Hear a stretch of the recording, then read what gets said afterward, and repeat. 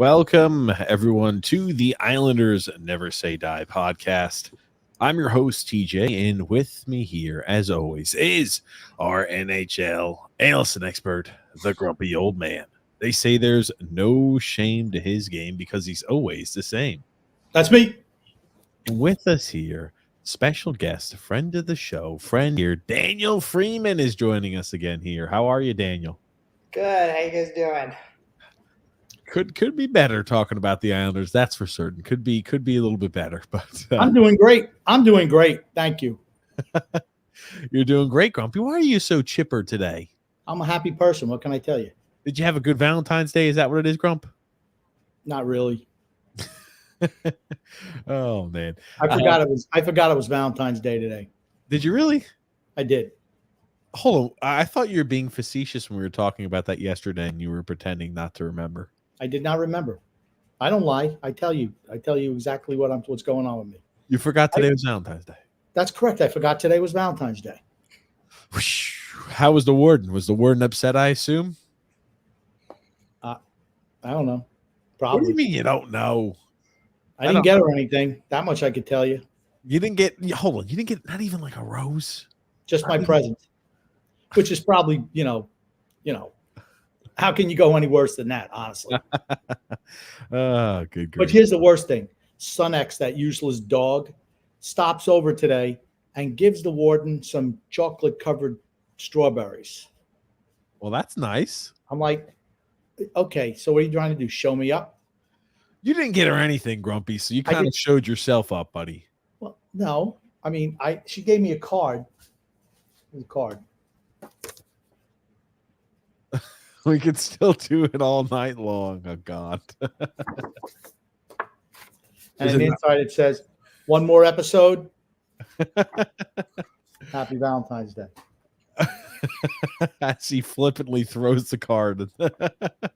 Oh, well, no, that's good to hear. Well, when you've been married, I don't know, like a whole bunch of years. How many years, Grumpy? A long time. I mean, I don't know. 36 years, something like that. The romance dies. Is that what you're about to say? Huh? The romance I'm just saying, I'm just saying Valentine's Day does not mean as much as it used to. That's all. Well, hopefully Daniel's had a better, more productive Valentine's Day than a grumpy old man, at least in that capacity. But for those who are new to the show and new to the channel, welcome. This is a twice a week All Islanders podcast that takes place every single Wednesday and Saturday at 8 p.m. Eastern Standard. So if you're new to the channel and you like the content that we put out and you want to see more, there's a few things I ask you to do. I ask you to subscribe on YouTube so you don't miss out on any of our future videos. And I ask you, to hit the thumbs up button. Apparently, if you hit the thumbs up button, that helps the algorithm and helps get this fun time of talking the Islanders out to the masses. So you got to make sure you hit that thumbs up button as well. And also lets us know that you like the content that we're putting out. So again, big things are make sure to like the video and make sure to subscribe there on YouTube. We also do have a secondary podcast called TJ and the Grumpy Old Man. Now, that's a twice a week all sports podcast, a little different. Now, we talk anything and everything sports on that show. We talk NFL, we talk NHL, we talk college athletics, we talk NBA, we talk world football, we talk anything and everything sports on that show. It's a show where myself, the Grumpy Old Man, and Son X just shoot the shit and talk sports. That could be seen in the link in the description below or as a featured page here on YouTube. It's called TJ and the Grumpy Old Man. It takes place every Thursday, 9 p.m. Eastern Standard Time, and every Sunday at 8 p.m. Eastern Standard Time. So make sure to give that a little check out. It's TJ and the Grumpy Old Man. And just to let everyone know, TJ's Super Bowl prediction was incorrect. So he's once again, he's batting 1,000. He's wrong every time. Son X and I predicted the correct winner of the Super Bowl, and he was trying to run a trash talking us the whole show, assuming that he knew better than we did. And I'm like, all I said was, when you dominate a team early and you don't get up on them by a whole bunch of points, you wind up losing those games, and that's exactly what happened. Thank you very much. You can control yourself. I was right. You were wrong. Oh, that's cute. That's cute. Anyway. Let's talk some Islanders. say, let's talk some Islanders.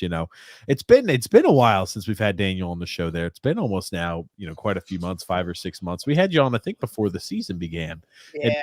Season there. And we've got, hey, we've had quite a bit of games played here for the Islanders, right? We've only got, what is it, about 29 games left remaining.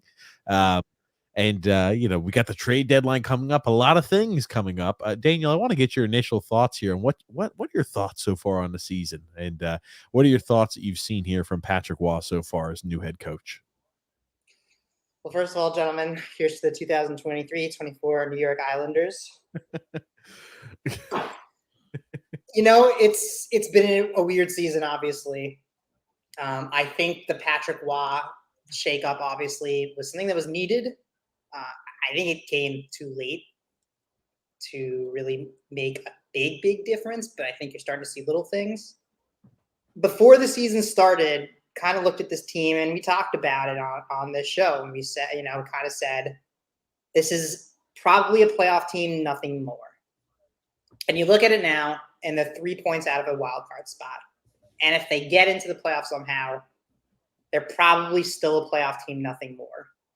And so from that standpoint, I would say it's what I expected. But from a different standpoint, you look at it and you kind of say, well, you kind of wonder what could have been. What could have been if Lane Lambert had been fired sooner? What could have been if maybe they had a little bit more time with Waugh and the kind of team he was trying to build, and then maybe that affects the way that they go about making moves? What could have been? And from that standpoint, it's a bit of a lost opportunity because maybe they didn't have to be 3 points out chasing a wild card spot.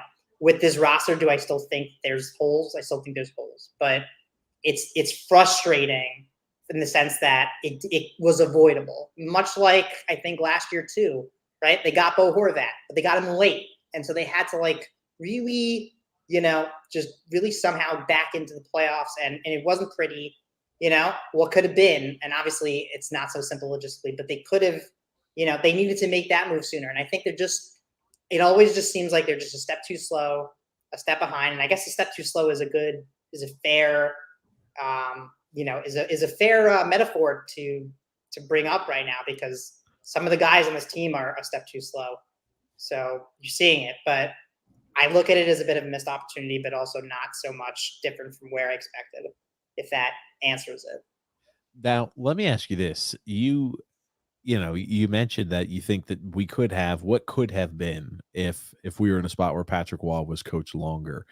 Now, it would intimate that you believe Lane Lambert was the reason for early struggles. Now, I kind of want to have a better understanding. So you think that you're thinking Lane was probably more of the issue than the players, perhaps, for the early struggles we had this season. To some extent, yes. I think he was part of the problem, but as I said all along, I felt there were holes to this roster. I don't think I've ever made that.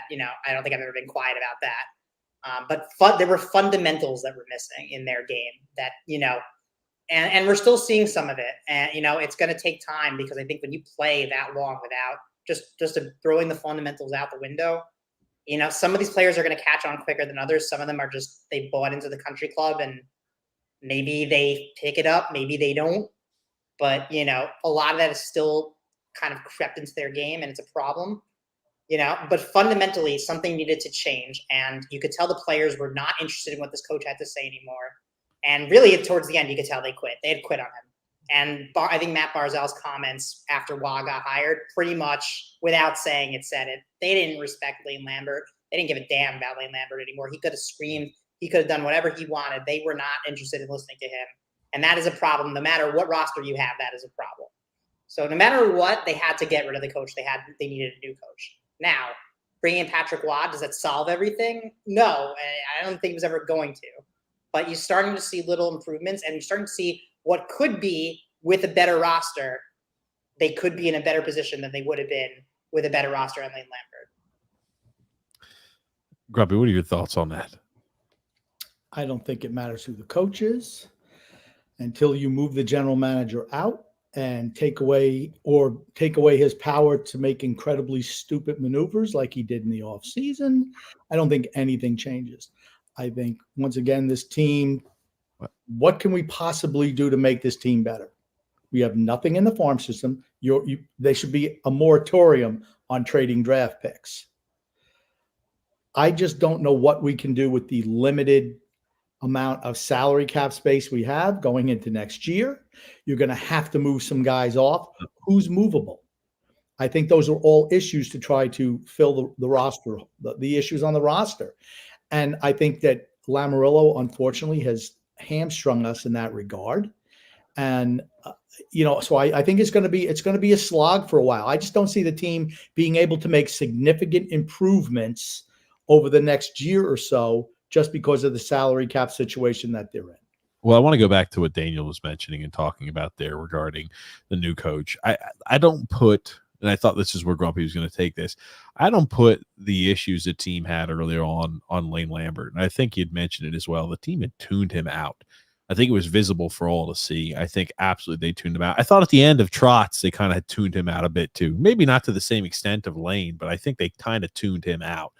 And the one thing that I'm not sure the issue goes on the coach. I don't like it. If Patrick Waugh fails as a coach, it's not on the coach. We mistakenly made the assertion that, it was on Barry Trotz. Barry Trotz was an issue. It wasn't Barry Trotz's fault. It wasn't Lane Lambert's fault, and it won't be Patrick Waugh's fault. It's going to be on the general manager and the players out there on the ice. I think they hold the majority of the blame. They hold the onus in this. I agree with Daniel that the players tuned Lane Lambert out, just like they had previously tuned out Barry Trotz. And that's why you need to get rid of this core. All of those guys are signed long-term. They're going to be here long after the coach is here because of the contracts that have been signed. I mean, do I think we needed to change the coach? Yeah, okay. But at the end of the day, you're still seeing the same issues with the Islanders under Patrick Waugh that you did under Lane Lambert. What are we, 3-2? Yeah. In the 8 games? That's a 500 club. I mean, and you're still seeing we fall apart in third periods. I will say that certain players have seemed to have more jump. It seems like we're trying harder, but it's the skill set of the players that kind of just limits what they can do. Like I said last night, I know we'll talk more about the game as we go on. I thought Pierre Engvall had a really good game yesterday. I mean, I liked his hustle. It's the best I've seen him play in quite a while, honestly. But he just doesn't have the skill set to be anything more than what he is. And I think that's an issue. I mean, I really do. And I honestly, usually I'm full of suggestions on what to do. I don't think this team is going to do anything that I would suggest, which kind of leaves you in a quandary going forward. And I think that's problematic. At this point, I'm kind of, it was weird. I don't know if you've seen it online too, Daniel, that it seems like Islander fans in general are like, oh man, things are really getting bad. It's weird. It's odd because Grumpy and I have been there for years now already. So now that everybody else is starting to see it, it's just like, okay. It's just like, I'm in a spot of hopelessness. Hopelessness. I'm past the end. Like, Grumpy used to piss me off when we would do really dumb things that would set our franchise back years, doubling down on a team that was past their prime. Now it's like everybody else is seeing it. It's a train wreck. Every time I get upset about it, nothing ever changes. And it's like, oh, well, we're just, whatever's going to happen happens. And, I think everybody else realizing that it's an issue at least makes me feel I'm okay. Gotcha. People are starting to identify the real problem here. Now, I always say that's why you listen to this show, because we're so far ahead of the curve and anything that happens with this team that, like I said, I can't wait for the team to bottom out and just say, you know what, let's start over. Because then we'll have something positive to talk about. I don't honestly, except for the individual performance of a few of the players, it's like, what do you have to possibly say? The development of Noah Dobson, right? We've been on that for how many years now? How many years were we told Noah Dobson is going to be nothing more than a bottom pairing defenseman? Chris Campoli, etc. Sure. Right. It's like, no, you're not watching. Okay. Or when Ilya Sorokin gets blamed for giving up goals. Yeah, it's not Ilya Sorokin's fault. I think he's been great this year. And all of a sudden you see Patrick Waugh comes in. We're playing a more of a buttoned up defensive style, a la Barry Trotz. And all of a sudden, well, gosh, look, Sorokin's looking great again. Well, yeah, it's because they're not giving up, 10 shots a game from, high danger chances. I mean, like I said, you look at Matty B, you look at Horvat, and then you look at some guys who, really have regressed, right? Or don't seem to get the plot. And I just think it's a problem until some of those guys get moved out of their comfy little, the cul-de-sac crew. And here he is, Captain Cul-de-sac crew himself. You just listen to this. This is the alleged leader of your team. And I'm not saying that they don't want to win or they're not trying to win, but when you're just comfortable and you know that there's going to be no repercussions whatsoever to how you perform, it's difficult. Those are the type of guys that have to be moved out. And I hate just to single Anders Lee out, but when you listen to his interview, it's like, wow, that's your leader. Okay. Is it any wonder that we're basically a 500 team? And we've talked, and even I think Daniel, the times we've had Daniel on the show, we've talked about the cul-de-sac crew mentality. And I know, Daniel, you're in agreement that we have this type of, well, it's okay, we tried hard type of mentality. And, and Anders Lee came and spoke about it. And then I kind of want you to respond to this, Daniel, here, and we'll have a chance to go around. But this is after, right? I'll paint and set the scene for us. The Islanders have had some rest. After a recent loss to Calgary, they had come back home and they were going to be playing on home ice. They were playing the Seattle Kraken, who were playing their third game in 4 days on the second half of a back-to-back, playing against backup goalie Philip Grubauer, who had an .884 save percentage this season. Hadn't played since December, mind you. First game back since being injured. Hadn't played since December. And he comes in and looks like George Vezina in that. But yes, he had not been playing well this season. It was his first game back. We were playing on home ice against a team that had just lost their prior 4 games. That's for a team that is we need to be playing playoff style hockey every single night, like was addressed there by Patrick Waugh. This is the type of response we get after an overtime loss. This is from our captain, Anders Lee. Just a grindy game. Had to muck it out quite a bit. And really push through a lot of unclean pucks. And when that happens, it's just you're not creating as much as you'd like. But I think we did a really good job of making sure that we stuck in this game and got ourselves a point tonight. Too bad we didn't get in the overtime or the shootout. But, not every night we're going to be flying. We were flying, but we just weren't creating as much as I think we were used to. And at times we're playing some pretty good hockey in our own zone. And in those longer shifts, we did a good job of, bending but not breaking. So we'll take that for now. Unfortunately, it's not get the extra. So the big quote and I'm not sure how well that audio came in. That's kind of Not low. good. So, Grumpy, what would you put it on a scale of A+ to F double-? How is that audio? F. Okay. Sorry. Well, again, it wasn't muted. That's all I can say. Okay, gotcha. The big quote here is, I'm sorry if you had to jack your volume up on your headset, but it says, this is from Anders Lee. We did a really good job of making sure we stuck in this game and got ourselves a point tonight. That was the big quote from our captain, Anders Lee. I want to hear your initial thoughts on that there, Daniel. Yeah, I know you said you didn't want to single him out too much. I have no problem singling him out. I'll do it. I mean, that's just an unacceptable quote. It's just unacceptable from your captain, from anyone in that room, really. I mean, and it speaks to the issue. It's a microcosm of the issue. We did a really good job making sure we stuck in this game, got ourselves a point tonight. We're going to break it down word by word, okay? We did a really good job. No, you didn't, okay, of anything. But making sure the game, no, you lost the game in the first period, okay, by not showing up to the first period. So you didn't stick in the game. You had to, claw your way back into it, sort of, and then, you blew it. And got ourselves a point tonight. Congratulations, but you need a little bit more right now. And, in the midst of a slump the kind of slump that they're in, you need to be a little more ticked off than this. This is the kind of nonsense that, really, I think you can almost trace it back to, the Jack Capuano days, where every night it was, another thing, our battle level is pretty good, but we just didn't, that oh shucks mentality. And, I mean, you just can't have that. You got to be mad. You hear Patrick Waugh after the game, and he wasn't happy about anything. He was pissed, and he said, we should be pissed and we should be ashamed of the way we played. I don't remember the exact words, but that was basically what he was saying. And that's what you want. And Bo Horvat also said something along those lines, played. And that's what you want to hear from your captain. You cannot, the takeaway from that cannot be, well, at least we got the point.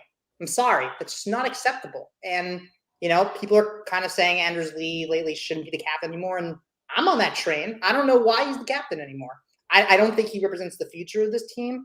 I don't think he represents the right attitude for this team. And I think this quote is just a perfect example of that and really sums up everything that is wrong with this team right now. Yeah, and it's exactly what we've been talking about for a while. It's always been and Lane was doing this towards the end. Oh, a few bounces don't go our way, or we came out there and had a good effort. It's all about making sure that we don't get too high or too low. It's just the consistent blah. It's okay. If we're gonna win some games, we're gonna lose some games, and that just happens. That's professional sports, guys. And sometimes we're gonna come out there and we're gonna play hard, and sometimes we're only gonna get 1 point. I'm just happy we got a point tonight. Like, what the my God. You would, if I told you that's the response you're getting right now from a team that's 3 points out of a wild card spot in the NHL playoff race, and you've got 2 teams in front of you that'll make the playoffs, I would be dumbfounded. It doesn't seem like there's a lot of accountability for amongst players holding other players accountable in the room. There's not enough assholes. There's way too many friends and buddies that are on this team, just happy to be here, happy collecting a check, and just happy to say, hey, we're part of the Islanders. And that's not enough for me as a fan. I want my team to run through walls. But Grumpy, I want to hear your thoughts on it. Yeah, but I'm done with Anders. I've been done with him for years. I mean, the majority of these guys, like I said, they're just happy to be there. They're all buddies. They all hang out in each other's backyards and, have the barbecues in the cul-de-sac. I mean, what can Patrick Waugh do? What could Lane Lambert do? What could Barry Trotz do? That's what happens when you give ridiculously long contracts to tremendously average or below average players, where all of a sudden, hey, we're fat, dumb, and happy. We don't have to produce. And that's what you're seeing. And Anders Lee is is he the biggest perpetrator? I don't know, but he's certainly the leader of the cul-de-sac crew. Yeah. And to me, it's just frustrating. Yeah, Patrick Waugh can get pissed off. Well, you know what? Patrick Waugh hasn't put on the pads in quite a while. He's not going to be out there on the ice. It comes down to the players. What did Tortorella do in Philadelphia? It was the first thing he did.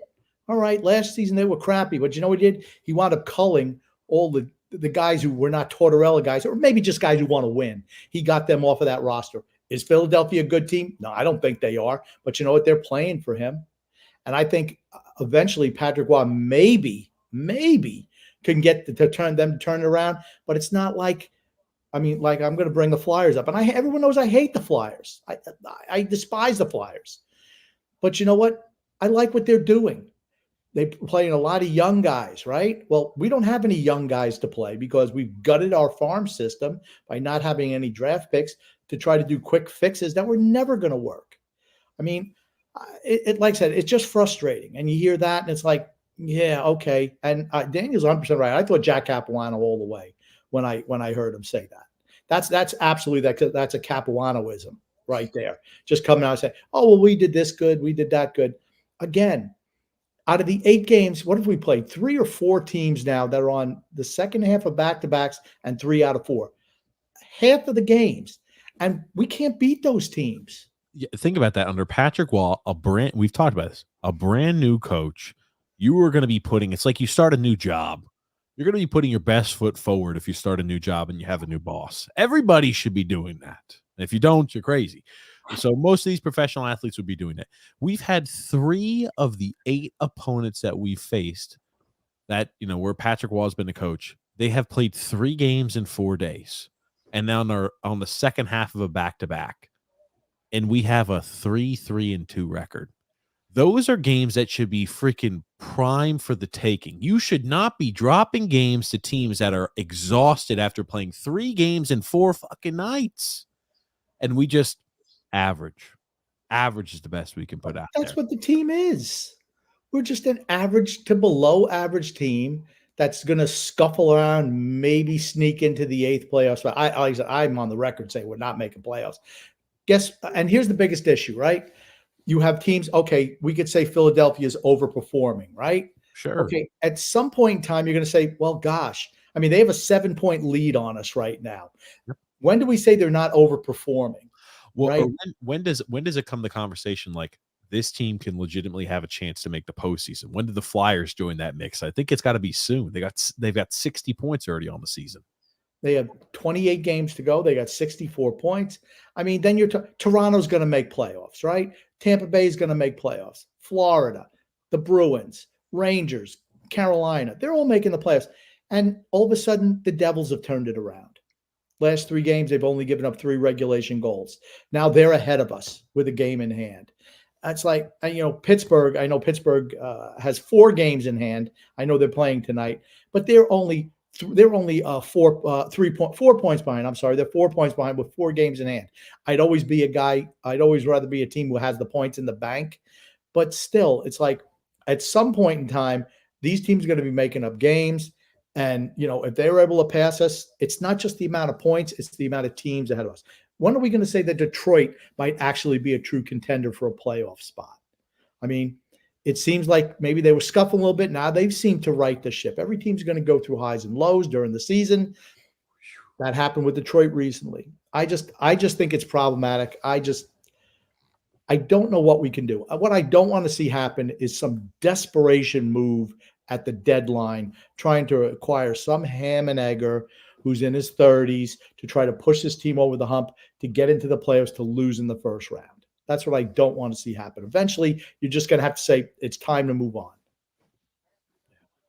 Well, I want to bring this back here to Daniel too to ask kind of what you think the direction of the team should be going forward. Right, we're in a spot where you think, hey, we probably fired Lane Lambert, in your opinion, too late.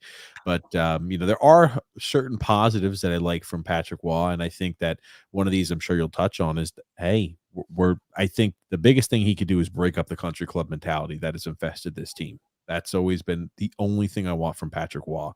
Now, what are your thoughts here for the rest of the season? What would you do at the deadline here?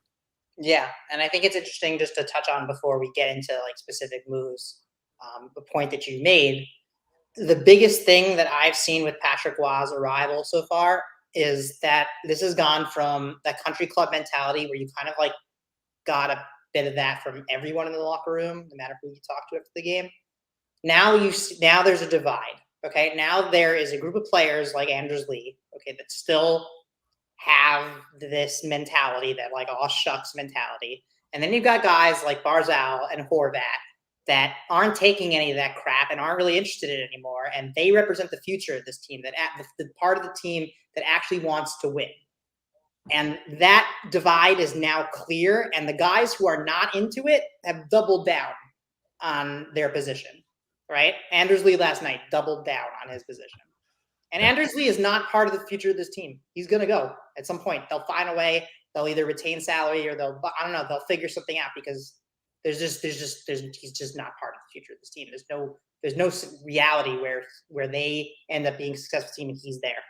And, from a cap standpoint, from a performance standpoint, as far as where they go from here, I think, it's tough. Right now, they're only 3 points out of wildcard spot. So they could sit there and say, okay, if we start to sell, right, then we could really fall out of it, right? On the other hand, maybe you have to look and say, and be realistic about, okay, even if we get in, what are our odds of doing much damage in the playoffs? I would say the odds are that they're going to do damage in the playoffs, even if they get in, are relatively low. I think they've shown us their hand. They're not that talented. They're not that deep, right? You look beyond the first line, and I mean, they've got nothing. They've got no depth there. They've got no scoring depth, and their defense is getting better, but it's still a little bit problematic. The goaltending is getting better, but the scoring depth is not there. And you have guys, like we've said, that are just not pulling their weight, and they just don't have it anymore. I think they need to look long and hard at kind of like even a Brock Nelson, okay, who's he's going to be an unrestricted free agent soon, And you have to say, okay, how much value does he still have? Can we get something for him?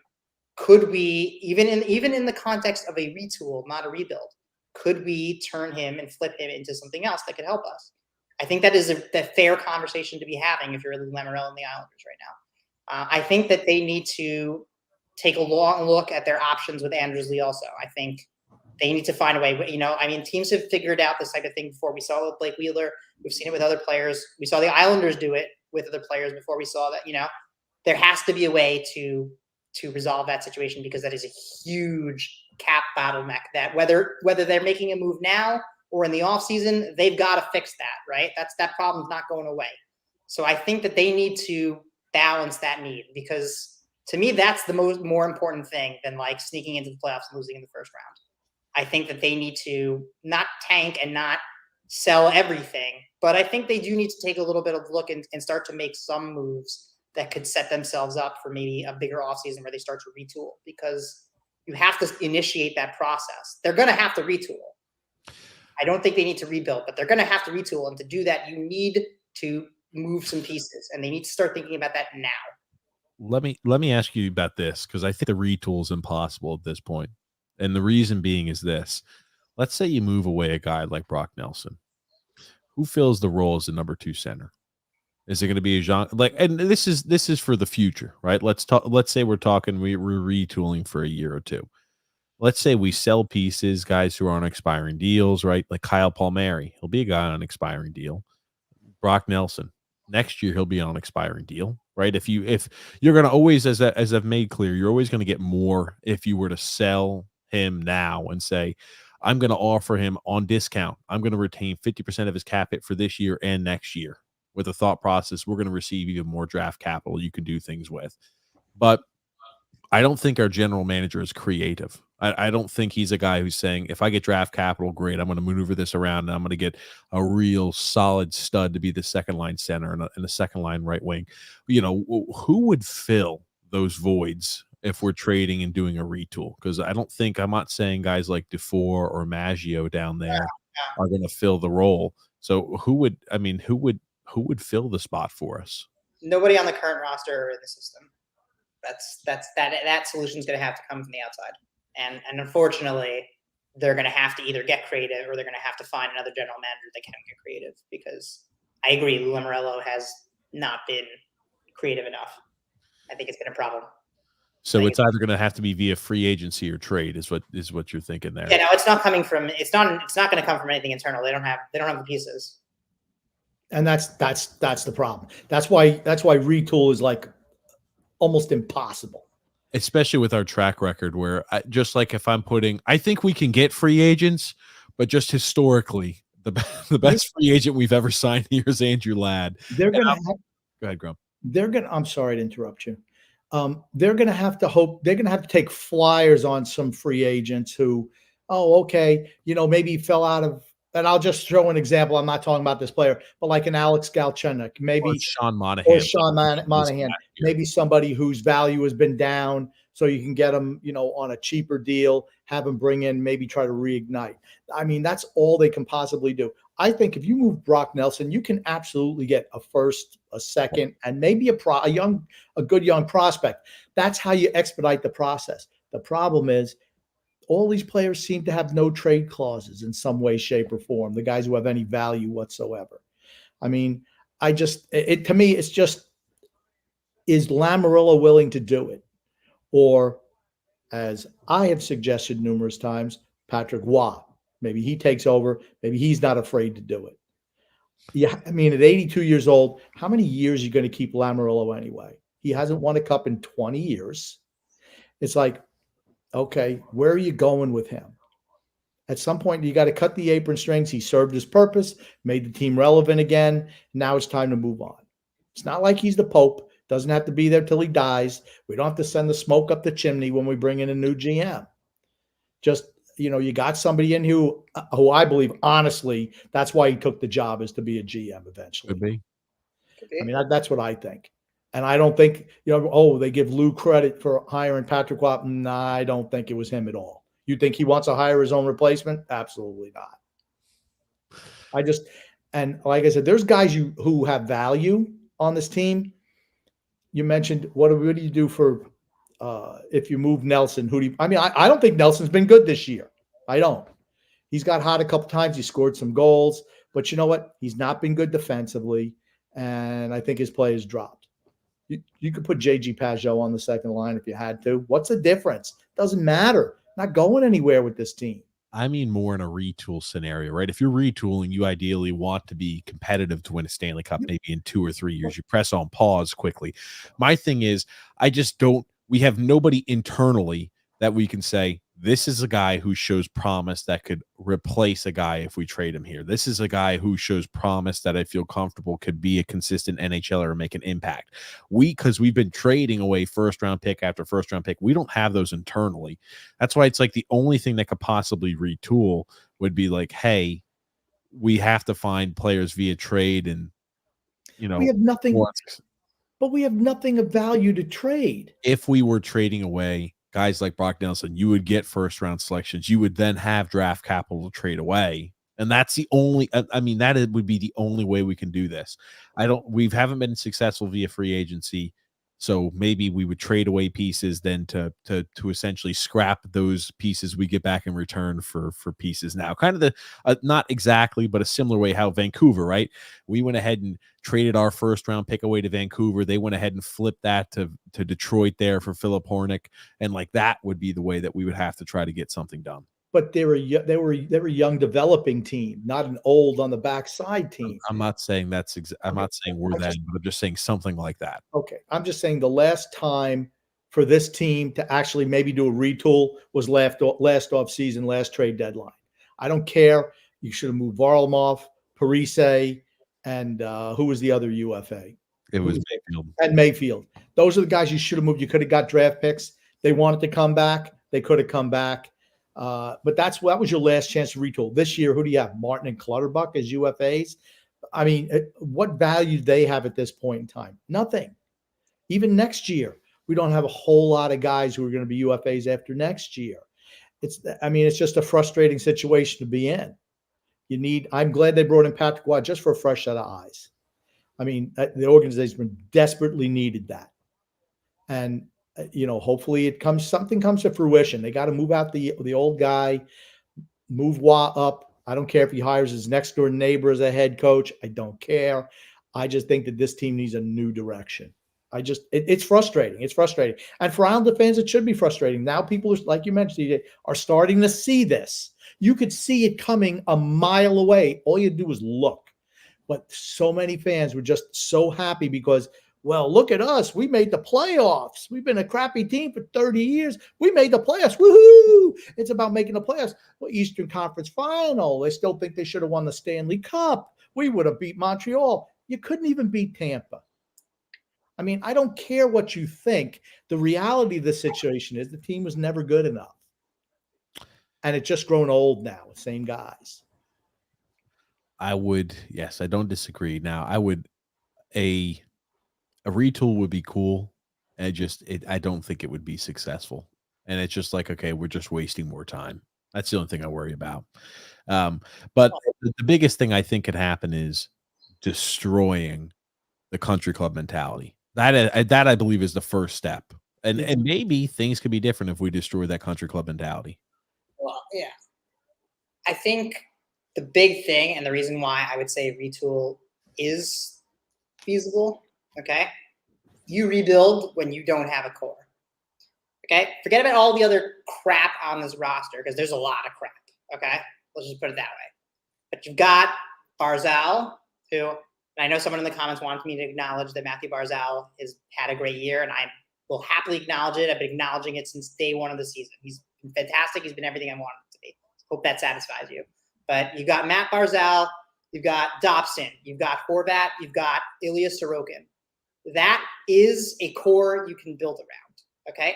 Is that you don't need to find a core. You need to find the middle guys. And that is the type of scenario where a retool is possible. If you need to find a first-line center, if you need to find a franchise goalie or a franchise defenseman, you need to rebuild because you're not going to get one by retooling. They have a lot of those pieces. It's the other guys. It's the Lees. It's the Engvall. I mean, Engvall he should be a third line player. So I'm not going to include him really. but it's that whole fourth line has to go. Pajot, as much as I always loved him, like his best days are behind him. Palmieri's having an okay season, but again, like really isn't cutting it so much. It's those guys. It's not like they've got now a lot of the frontline talent that we've been begging them for, and that's where the retool comes into play. If they didn't have a goalie and they didn't have a good first line, I mean, they've got some of those big pieces, some of those big pieces are the pieces that you rebuild to get. So now they have them. I think the middle stuff is the crap, and that's the problem. I think we like big pieces. I really think they're limited. I think forward wise, I'd say the two guys that are, hey, these are it's like bedrock, or like we're not going to be able to move these guys. These are guys that we build around. It's Horvat and Matt Barzal. I've always been a fan of Brock Nelson, but that's not a cornerstone of our team going forward. Not at 32. I was about to say, and if Lou Lamoriello's here when his contract's expiring at 33 years old, if he's still the general manager, would it be out of the ordinary for Lou Lamoriello to say, let me re-sign our 33-year-old second line center to a long-term deal? I mean, that historically, that's what he's done with this team already. It would not be out of the ordinary for him to do something as crazy and outlandish as that. But that's how you get. That's why we're in the situation we're in. Resigning just average players to ridiculous extensions for really long term. And Daniel, I 100% agree with the four players: Dobson, Sorokin, Barzal, and Horvat. But unfortunately, we got to play 20 guys a night. 4 is not enough. I mean, did anyone expect Adam Pelech to regress as fast as he has regressed? Yeah, that's sad. I mean, all right. Now here's the thing: who can you, Romanoff? They're not getting rid of Romanoff. Romanoff's great. Romanov's great. You shouldn't. And one thing I like from Patrick Waugh, he's giving Oliver Wahlstrom a chance. I think Wahlstrom's looked good under him.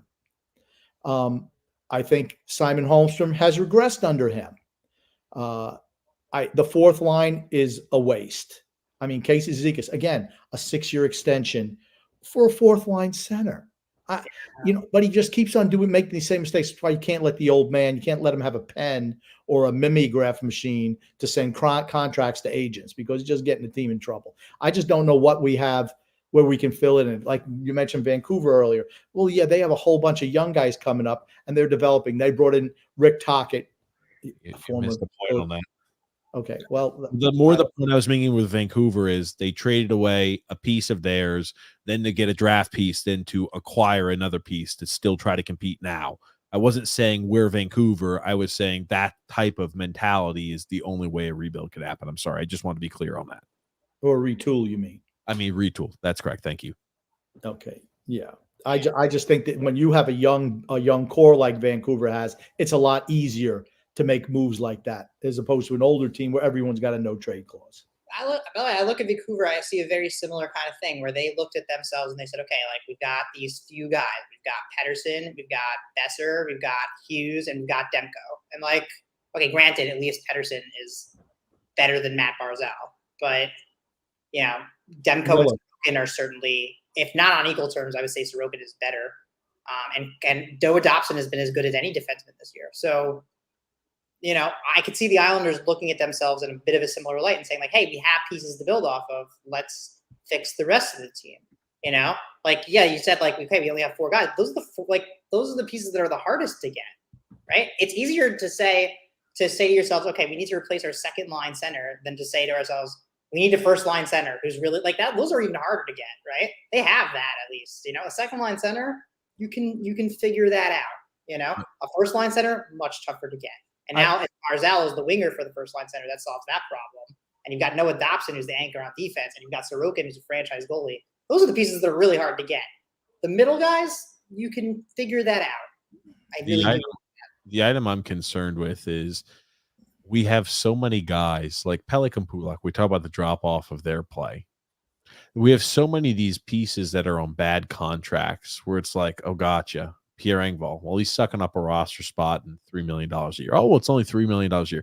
Well, again, that guy is, I was about to say, we've got 6 more years after this year. And it's like Scott Mayfield. Scott Mayfield's a better playoff defenseman than he is regular season defenseman. He's like, okay, gotcha. How long okay, another guy we have signed for another 6 years after this year who's sucking up not a lot of cap space, but he's just another body that sucks up cap space. What are you going to do? Start waiving players altogether and say, okay, gotcha. We're just going to eat dead cap on player A, B, C, and D to free up and open up spots. Those pieces I don't think are movable. And the guys that are the guys who I think are more of the players who probably offer you more value than what their contract is worth. That's why you could trade them for pieces.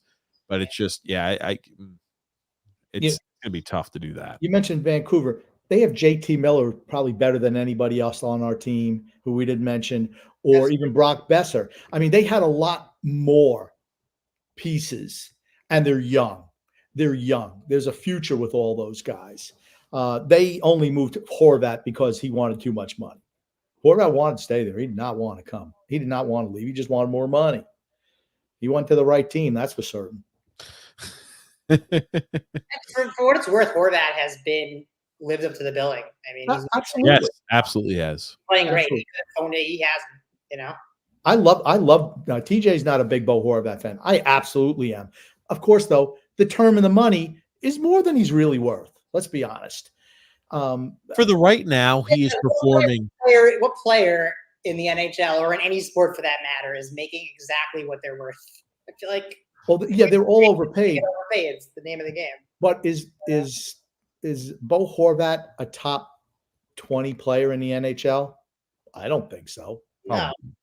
But he's getting paid probably more than that, honestly.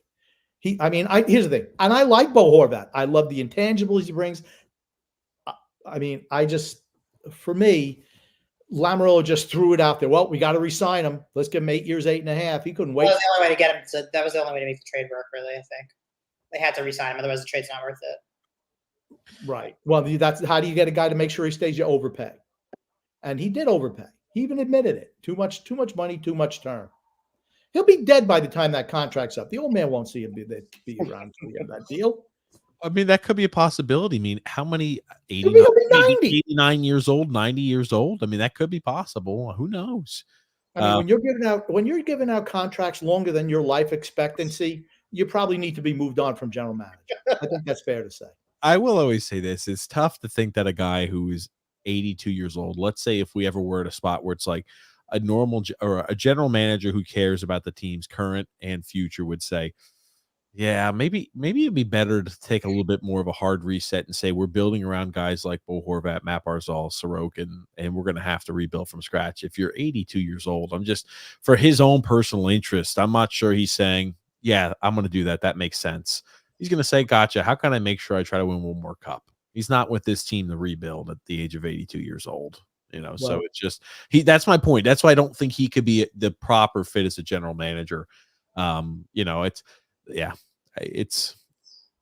be interested to see what happens in Sunday's game, right? That's the big thing, just to show this. Drew sent this, and I'll read the caption by Andrew Gross. He says, again, whistle, again, whistle, again. So I guess this is what we had to see here after last night's loss.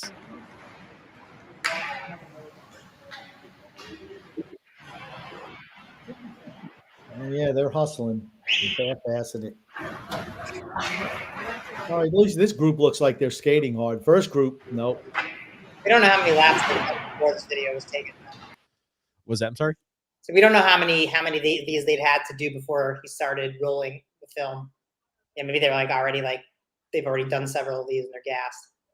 To be fair, I don't care how many times. Hold on, there's Stefan right there. I didn't even notice that originally. Oh, go ahead. I don't know how many of these drills they have or how much it's going to improve the team. The problem is the skill set's down. And we're not scoring goals like we were. You want to know why? Because you're not now. Patrick Waugh's not letting you fly the freaking zone. You have to actually have some defensive responsibility. So as soon as that happens, the opportunities are going to dry up for this team because we don't have a whole lot of talented goal scorers. That's why the scores are down all of a sudden. The games aren't 5-4 anymore. They're 2-1 again. Those are just facts of the matter. We're not talented enough to play fire engine hockey, and I don't think we're good enough to be, certainly not good enough to be good teams if it's going to be a slog game. It has to be Sorokin. They have one line. Sorokin. They have one line. They Yes. have one line. That's it. One line team. And And it's noticeable. It's noticeable. None of the other. I'm sorry. Go ahead, DJ. No, good. None of the other lines seem like they spend any time in the offensive zone. Just the first line. Now you could be a one-line team. There are teams that are out there one. You very rarely win. They don't win cups. That's I was about to say. You very rarely win a cup. You could be successful. That line has to be, and we're not even top a one-line line in the NHL, right? That has to be one of the best lines in the NHL to be a one-line team and even be successful in the regular season. We're 2/3 of a one-line team. That's correct, because we do have one anchor strapped to that first line, and it's been the anchor that's been there. There's always been an anchor strapped to the first line where it's like, yikes, you provide more harm than good.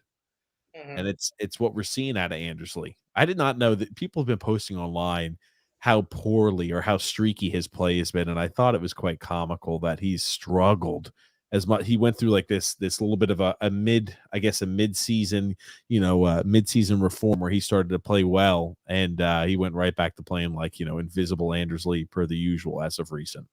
The only thing that works for him is benching him or playing him on the third line because he hustles then. As soon as you let him go back up the first line, he turns right back into the slug.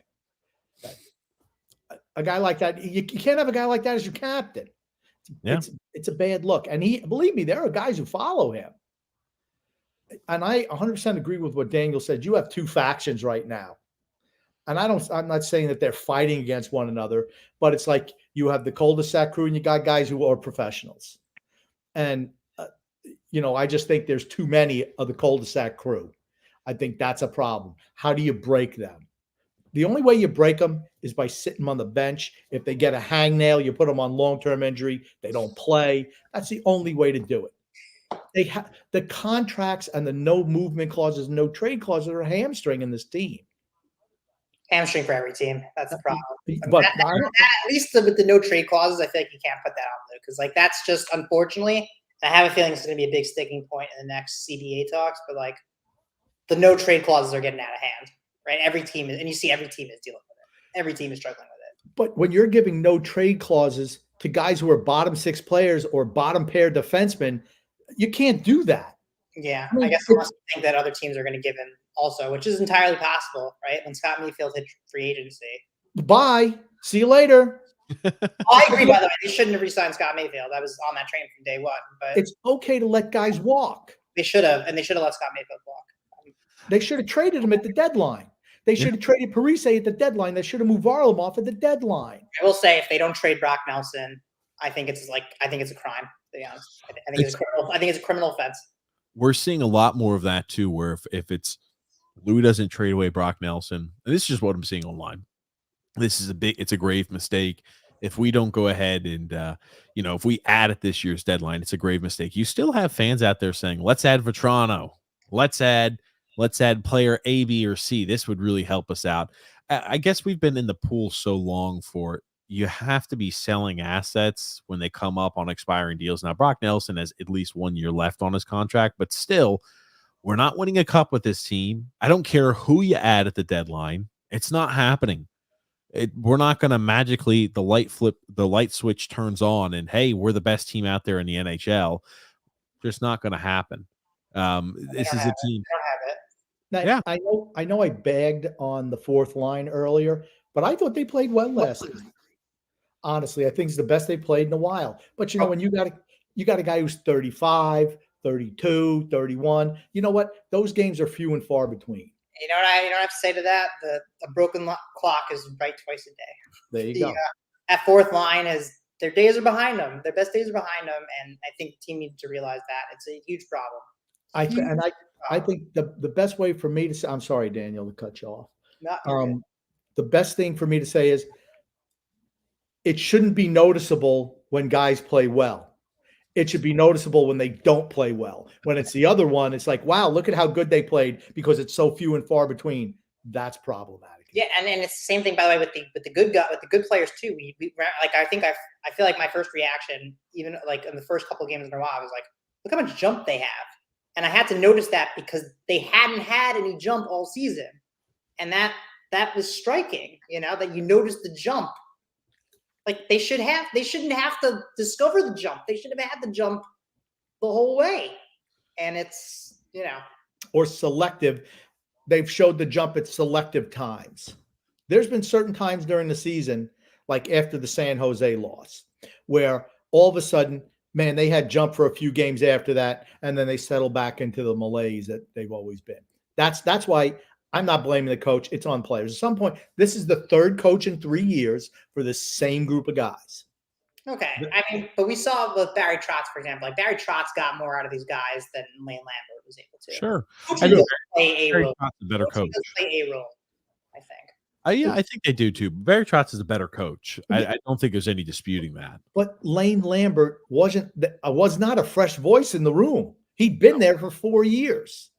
It's not like he was new. He was with the team for 4 years as the assistant coach. Right. He was also protected under Trotz, right? Trotz was the main voice, and he was kind of protected, and maybe giving him more of a voice was a mistake because everyone had this mystique of like, oh, well, he's been the apprentice. Obviously, he's ready to take the next step. Turns out, not so much. Yeah. Just because you're a good assistant doesn't mean you're a good head coach. By the way, yeah, 100%. 100%. I don't think he is cut out for that kind of thing. But I think the fact that the guys also knew him because he'd been there 4 years, it's like, okay, well, we hear Lane every day anyway. It's not somebody new. I'm just, like I said, for me, Patrick Waugh. Yeah, Patrick Waugh says the right things. If we learn from this, well, you know what? You're 8 games in. What have you learned so far? You're the same exact team under Patrick Waugh that you were under Lane Lambert. Yeah, and this is where I think the patience is going to come in, and I know that that's not something that really exists with the fan base, and I'm certainly guilty of that also. It is going to take time.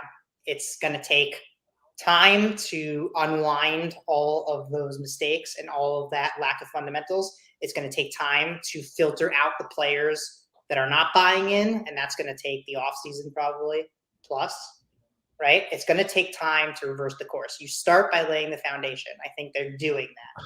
They are doing that, and you can see, like we said, the guys that are buying into that new wave, to that new approach, we see it, right?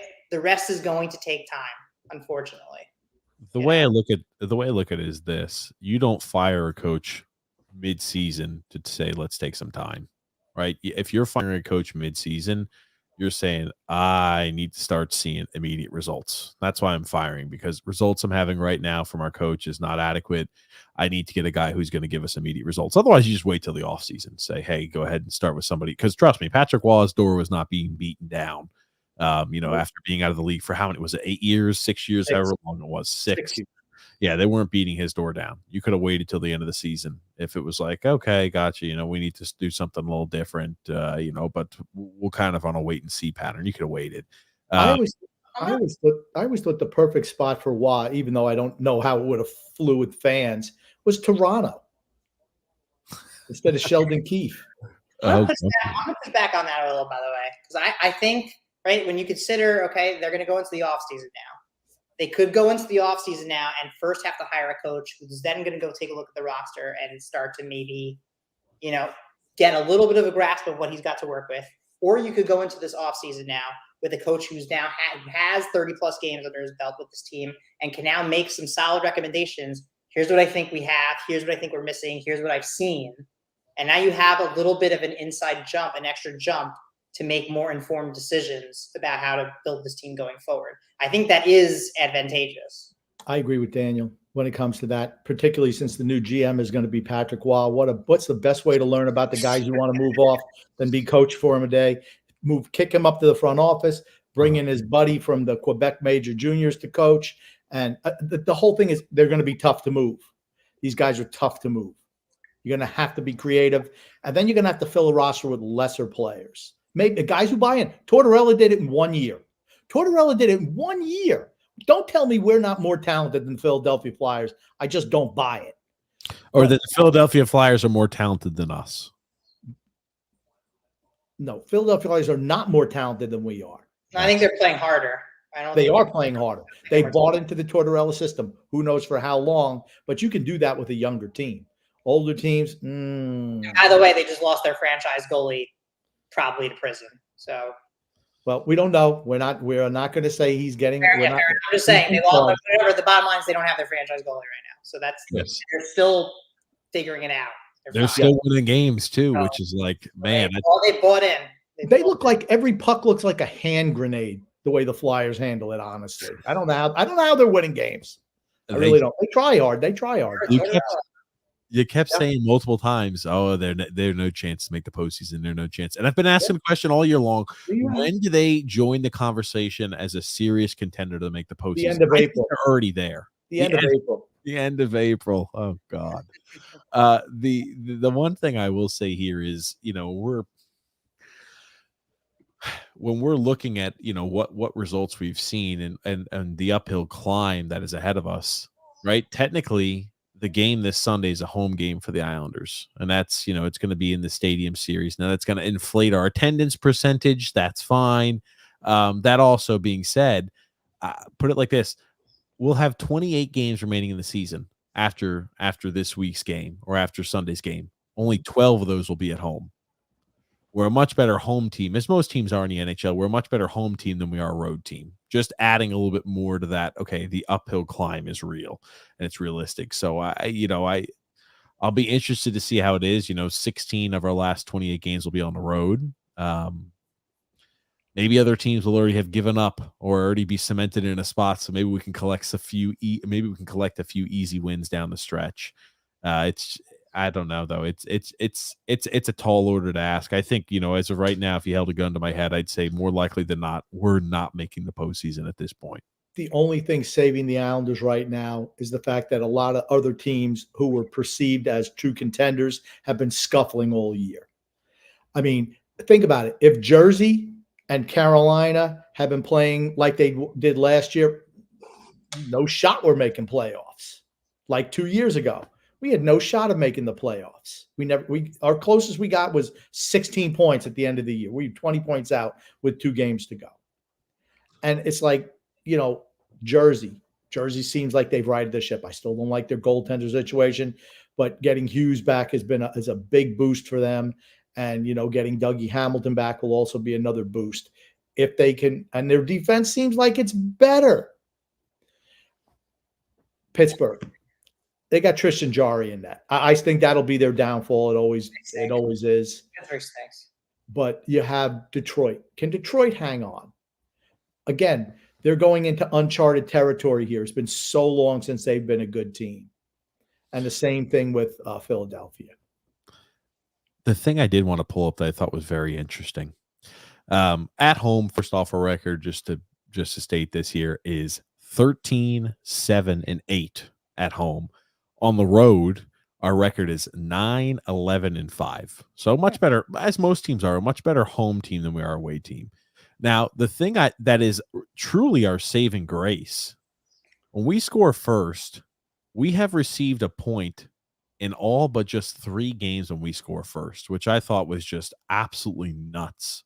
There's not a lot of times if we score the first goal that we go ahead and lose in regulation. So I did not know that the percentage of points that we were coming away with were so great. Think about this. In 38 games that we've had, the first goal, we come away with, I'm sorry, in 25 games that we've scored the first goal, we've only come away without a 0.3 occasions if we score the first goal, which I thought was just mind-boggling to me that, hey, that's how great we are when we score that first goal. We come away with points. That's obviously when we, well, it's always okay. When you score the first goal, you get up on a team, you can kind of, and that's in any sport, you can kind of impose your will a little bit. They're chasing the game, which leads to opportunities for you. Right. It also, I think, makes sense in a way, right? Because one of our biggest criticisms of the team has been the inability to play for 60 minutes, the inability to really lead the charge and set the tone. And it makes sense to an extent, right? That when they've actually managed to do that, they find a way to win the game. They don't play 60 minutes often enough. Yeah. Right. No. But you could tell when they do set the tone and they do play 60 minutes, they can be okay. Right. I mean, it's in some ways, it's very emblematic of the problems with this team. I agree. 100% Yeah. agree. Absolutely. I want to get into the ad read. One quick, I should have probably announced this all at the start of the show. I will be taking a break away from the podcast for a bit. So I probably should announce that on the top, at the top of the hour. But yes, I guess an hour and however many minutes in we are, an hour plus. I will be taking a break away from the show here for a bit of time. Who knows how long? It'll be a bit. But I'll be stepping away. But today we do have an ad to read here from DraftKings. We know hockey games move fast, but with DraftKings Sportsbook, anything, or I'm sorry, damn, is this, hold on, I think I got the wrong ad. I apologize here. There won't be mistakes like that with you gone. I guarantee you that. Yeah, right. Well, they gave me it in the freaking tiniest print. We know that hockey games move fast, but DraftKings Sportsbook, an official sports betting partner of the NHL, you could score faster than anything happening on the ice. This week, new customers can bet $5 and get $200 instantly in bonus bets. Again, you've heard us talk about things like same-game parlays. You could go ahead and say, I'm expecting Sorokin to give up one or less goals. I'm taking the under on the amount of goals scored in the Islanders against the Rangers. I'm thinking Matty B is going to come away with an assist. You can add a whole bunch of these gambles and a whole bunch of these bets in the same game to increase, your payout as a same game parlay. But download the DraftKings Sportsbook app with the promo code THPN. New customers can bet $5 on any NHL game and get $200 instantly in bonus bets only at DraftKings Sportsbook. Again, with promo code THPN. The crown is yours. If you have a gambling problem, call 1-800-GAMBLER or visit www.1800gambler.net. And New York, call 877-8-HOPE-NY or text HOPE-NY. In Connecticut, help is available if you have a gambling problem. Call 888-789-7777 or visit ccpg.org. Please play responsibly on behalf of the Boot Hill Casino and Resort. You must be 21 years or older, but age varies by jurisdiction. It's void in Ontario. Bonus bets expire 168 hours after issuance. See dkng.com/hockey for eligibility and deposit restrictions, terms, and responsible gambling resources. That was a good one. Grumpy, let me ask you this. I got to find out a way to make sure that you and X have the ad the ad reads going forward is what I'm going to have to make sure. So Just you can forward it actually to read me. the ads. You can't forward it to me? It's on a different app. It's on Slack. I'm going to say you probably don't have that app. Do you have I'm Slack? not getting it either. No, you can't send it to my email. Oh man. Yeah. Maybe you can send it by carrier pigeon. I'll take the Lou Lamoriello approach and send it via carrier pigeon. Now, X joined in. He missed a shit ton of comments, X. God, Well, it's just going to be what it's going to be. fucking X. All righty. Goon Grumpy. I can't fathom how it looked like they were simply sleepwalking through the last two games. Is it time to name names? Yeah, why not? Daniel, name the names. The same names. It's the same names we've been naming the whole time. I don't know. I mean, Anders Lee is definitely one of them. I think we know at this point who the good guys and the bad guys are, right? Like we get it. We know. So I don't think it's time. I think we've been naming the names all along. I think it's the same names. Yeah, and I think Palmieri shows moments, but it's like there's not consistency. I think Jean-Gabriel Pageau shows moments, but there's not consistency. I think the fourth line played well last night, but as a whole, they're done. Their best hockey is well. Yeah, I was about to say their best hockey is well in the rearview mirror. Cizikas is okay, but Clutterbuck and Martin are done. Is there anybody else on the third line, Grumpy, that you think maybe has been playing or not so great? That seems like he doesn't show up every night, Grumpy. A third line winger, perhaps? I just want to say that all the guys that you two just mentioned are all guys who are in their 30s. Hockey players, by the time they hit their 30s, unless they're, fantastically talented, their career is just about over for most of them. Depends, Yeah. 34, 35, I feel like, is that point. Sure. Yeah, it's like you see the charts. It's like they hit that magical 29-30 mark, and all of a sudden, that's like the high point, and now they start tapering down, and they all descend at different rates, of course. But all those guys you mentioned are all guys in their 30s. I think that Simon Holmstrom has looked invisible under Patrick Waugh. I knew you were going to say that. That's what I was asking. I was trying to set you up for it. It's the truth. I know that's who you wanted me to say. You talk about Oliver Wahlstrom, though. Speaking of naming names, I know he's had maybe some moments, but Patrick Waugh certainly hasn't been a fan of him at times either. And This guy has had every chance. He's been right under multiple coaches. He's had chances to play on the first line. He's had chances to do lots, and he just doesn't. Is it time to just call it that he just doesn't have it? He just doesn't have it. Or at least he's not going to have it with the Islanders, and they need to flip him for someone else that's struggling somewhere else that needs a change of scenery. Because this was supposed to be a big piece in the top 6, and he has not delivered. But he's not been playing in the top 6. He doesn't deserve to right now. I mean, he's never making. The one thing I'll disagree with you on, he's not been given a shot on the top line. He played how many games did he play on the top line? 10? More than enough. More than enough. I saw more than enough in those 10 games. They had Simon. They keep on trying to ram Simon Holmstrom down our throat on that first line, and he's just absolutely not equipped to play on the first line. Well, it's funny. If 10 games is enough, then Simon Holmstrom, I don't need to see him again anything but a third line guy. Well, and that's but here's the thing. In Simon Holmstrom's defense, that's what he is a third line player. My expectations for Simon Holmstrom are a little different than what I was expecting out of Oliver Wahlstrom at the beginning of his career. I'm expecting Simon Holmstrom to maybe top out as a second, third line player. Oliver Wahlstrom is supposed to be like a 30-goal sniper, and he has been the complete opposite. And at that standpoint, right, you look at it and you say, okay, what does he bring if he's not a goal scorer? And the answer is nothing. At least Simon Holmstrom has other redeeming qualities, right? He could theoretically be a third line player who does the little things, whatever. Oliver Wahlstrom's never going to be a player that does the little things. He just sucks. He can't shoot. Couldn't hit sand if he fell off a camel, and probably belongs in the AHL. And it's unfortunate because they were banking on him, but I just don't think he has it. And he's not someone that you can just stick in a different role because he's not wired to play that kind of role. And that's the unfortunate truth. I don't think he's as versatile as other players are. I think his skill set is very defined. And if you can't find a way to fit his skill set in the team or into the lineup, well, then he's not going to offer you much outside of that. I think the hustle and the effort has been there. Absolutely. Which I'll say we don't even have that from every fucking player on the team. So at least I like the effort and the hustle I see. And the goals, I think, may come. Again, he's been not on the third line. Yeah, I was about to say not on the third line. I agree. I'm not expecting him to light the world on fire playing 10, 11 minutes a night, but I like the hustle and the effort I've seen from him, which is at least reassuring. Here's my take on Oliver Wahlstrom. Is he part of the answer? I don't know. He's never been given a legit shot. You know what I would do? Like I said, it doesn't matter what this team does. They might squeak into a player spot. Who cares? They're not going anywhere. I'd run him at the first. I'd say the rest of the year, you're going to play on the first line. Let's see how you perform. This is sink or swim time. And if he produces, great. You know what you have. If he doesn't, then it's time to move on. Give him a legit shot because Daniel's 100% right. He's a top 6 player. His skill set is top 6.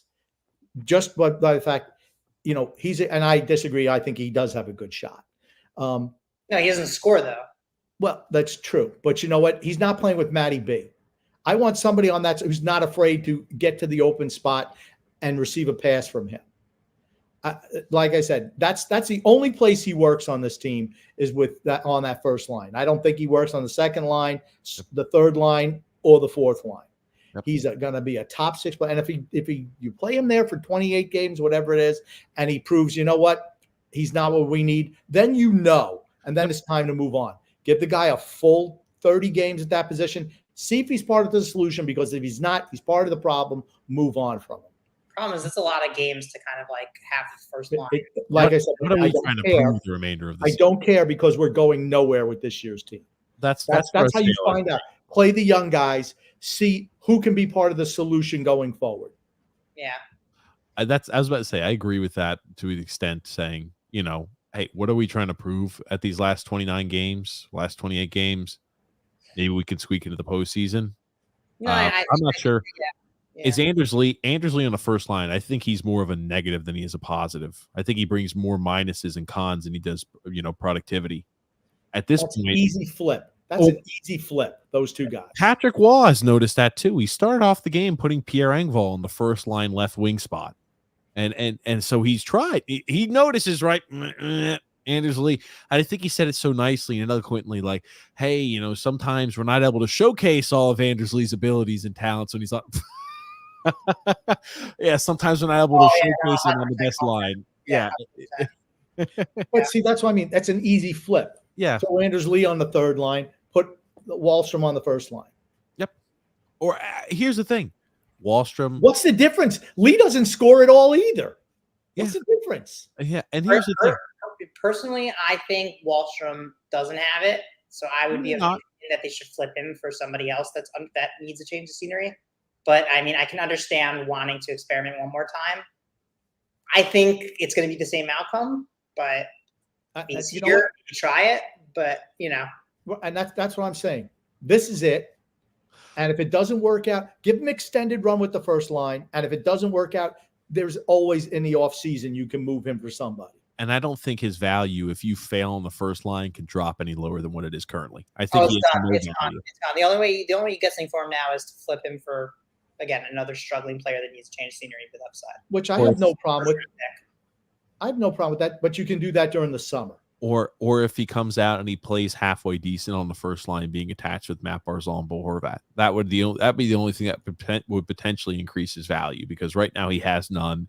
So I don't think failing in another spot would decrease it any lower than it currently is. Here's my question, though, right? We now had 3 different coaches watch him, right? And they're at the practices and they see him. Mm-hmm. And none of them have concluded that it makes sense for him to be there in that spot. At some point, you say, okay, maybe there's something to this idea that he's just not good enough, because now 3 coaches have kind of come to that same conclusion. At what point is it enough evidence to see? I think the longer was here, that makes sense to me. Now, here's the thing. While when he came here, he's the set of new eyes. I will say this.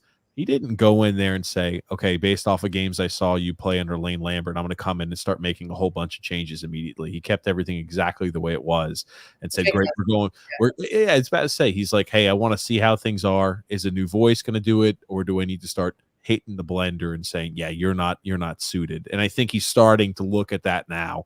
8-10 games in is what he'll start doing on that side. So, if we consistently see, hey, Oliver Wahlstrom doesn't get a chance, there may be some credence to that. Now, I don't think he was given a chance this preseason to say, hey, you have a chance to make your spot again and claim your spot.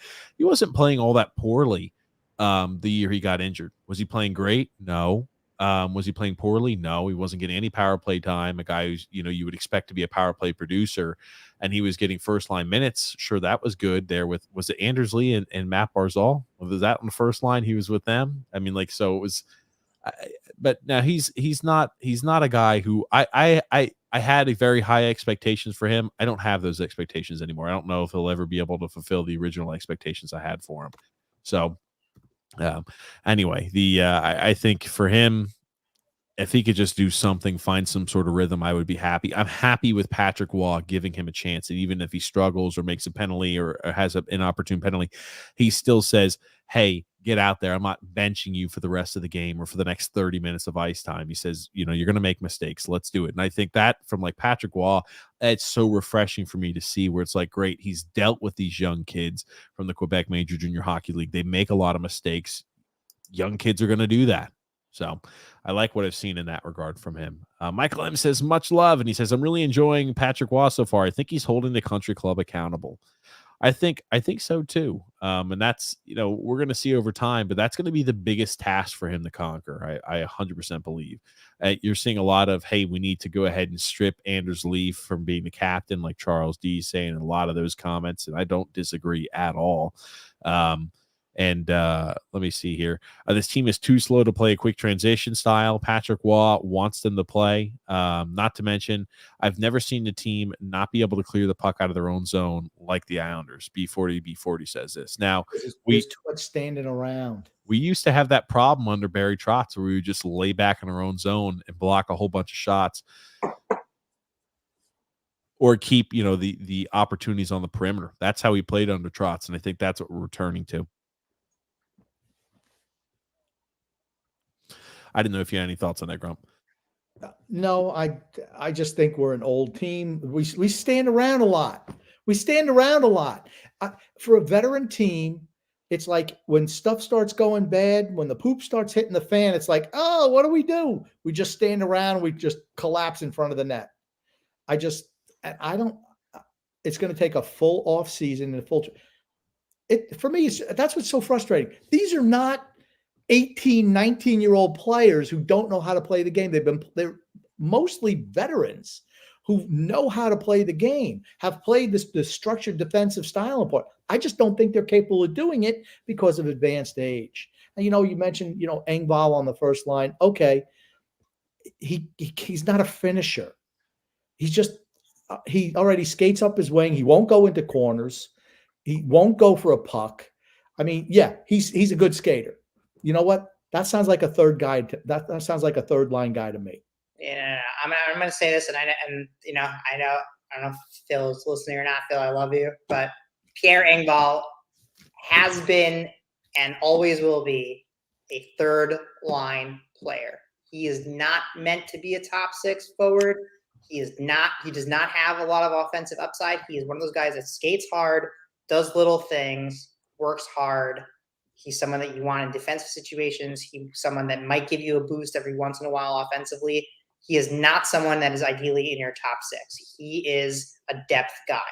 And the problem is they're relying on him to be more than that. And I don't blame him. I feel bad for, I've had to think about it. I've had to stick up for him because I'm absolutely against him. 16 points in 47 games. See, but that'd be fine as if he was in the third line. That's okay. Yeah, but he's playing on the second line. But that's their fault, not his. Yeah. I loved it because he had a good 18-game stretch at the end of last season. Oh, that second line was a buzzsaw. They're doing so great on 5-on-5 hockey. Look at the amount of 5 goals. minutes. Please give me a break. Look at the amount of goals scored, the goals conceded. They're fantastic. They're going to really carry a lot. That's why we should be excited. Well, Anders Lee, 20 points in 53 games playing on the first line. It doesn't cut it. It doesn't cut. It's not acceptable.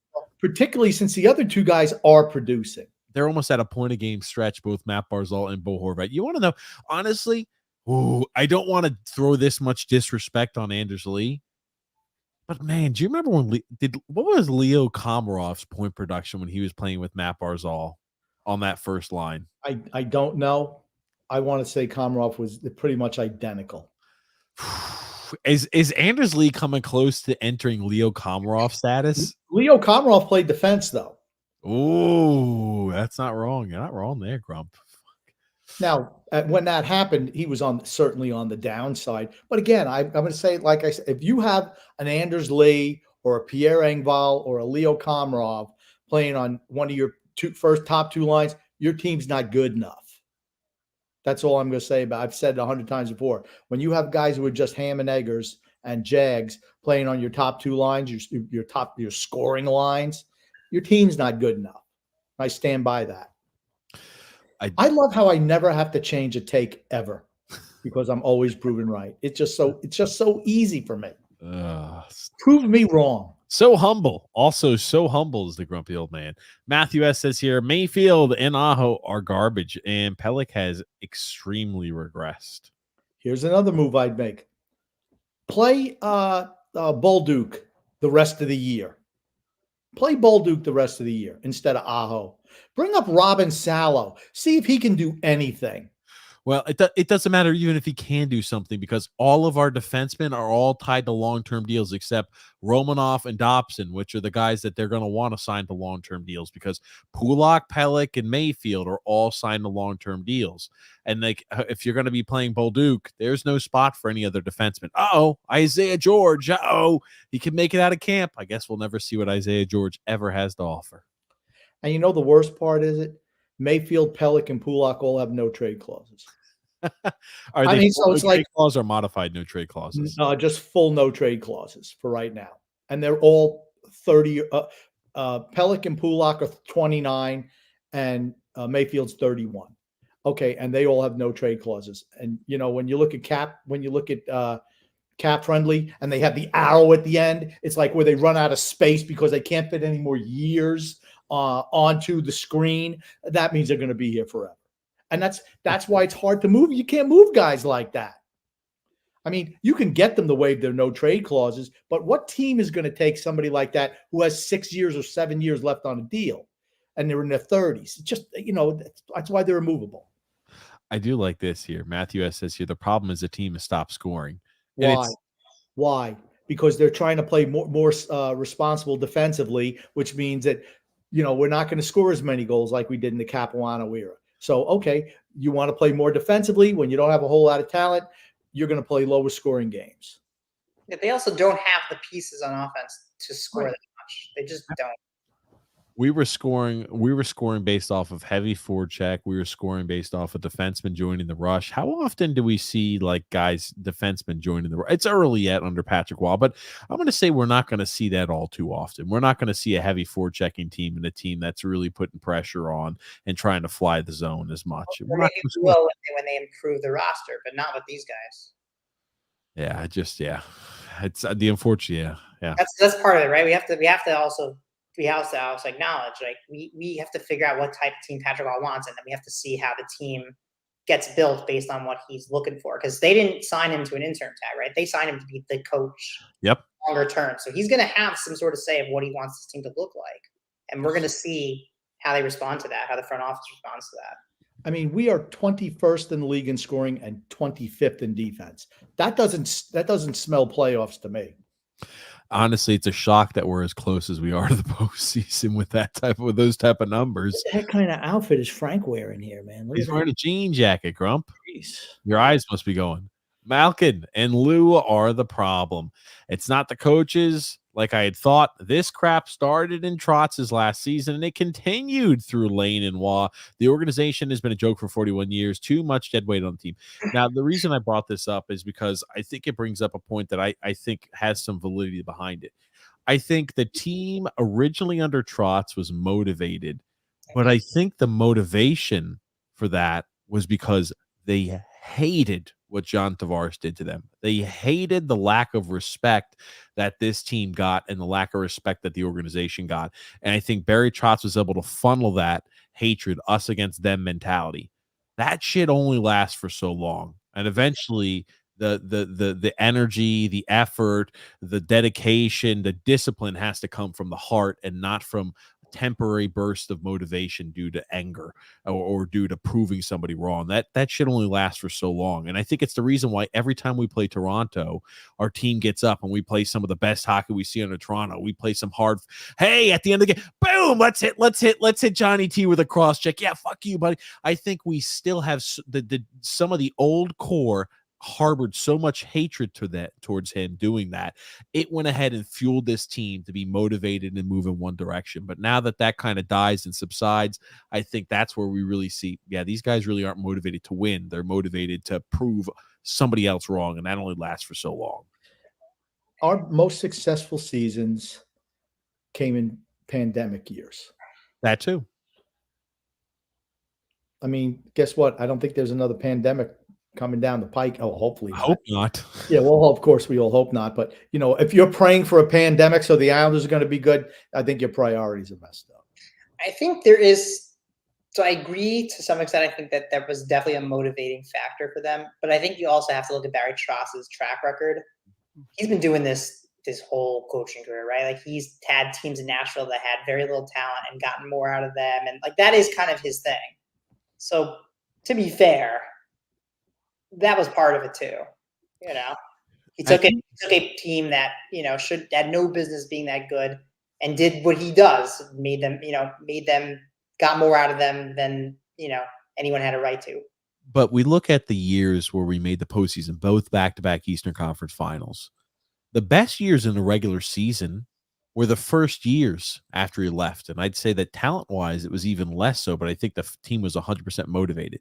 You look at the first year we went to the Eastern Conference Finals, we were on a 7-game losing streak, not in the playoffs by the time period COVID stopped the season. What was that, 70 games in? We had 12 games left. It was 10 games left, and we were on a 7-game losing streak, not in the playoffs. The likelihood that we make the playoffs, I don't know. Again, if you hold a gun to my head, I'd say we were in ninth place. I think we were in ninth place. Yeah. We were out of the playoffs. We were out of the playoffs on a 7-game losing streak, and we just had lost to San Jose, who was also identically miserable as they were then as they are now. And we were losing 7 games in a row.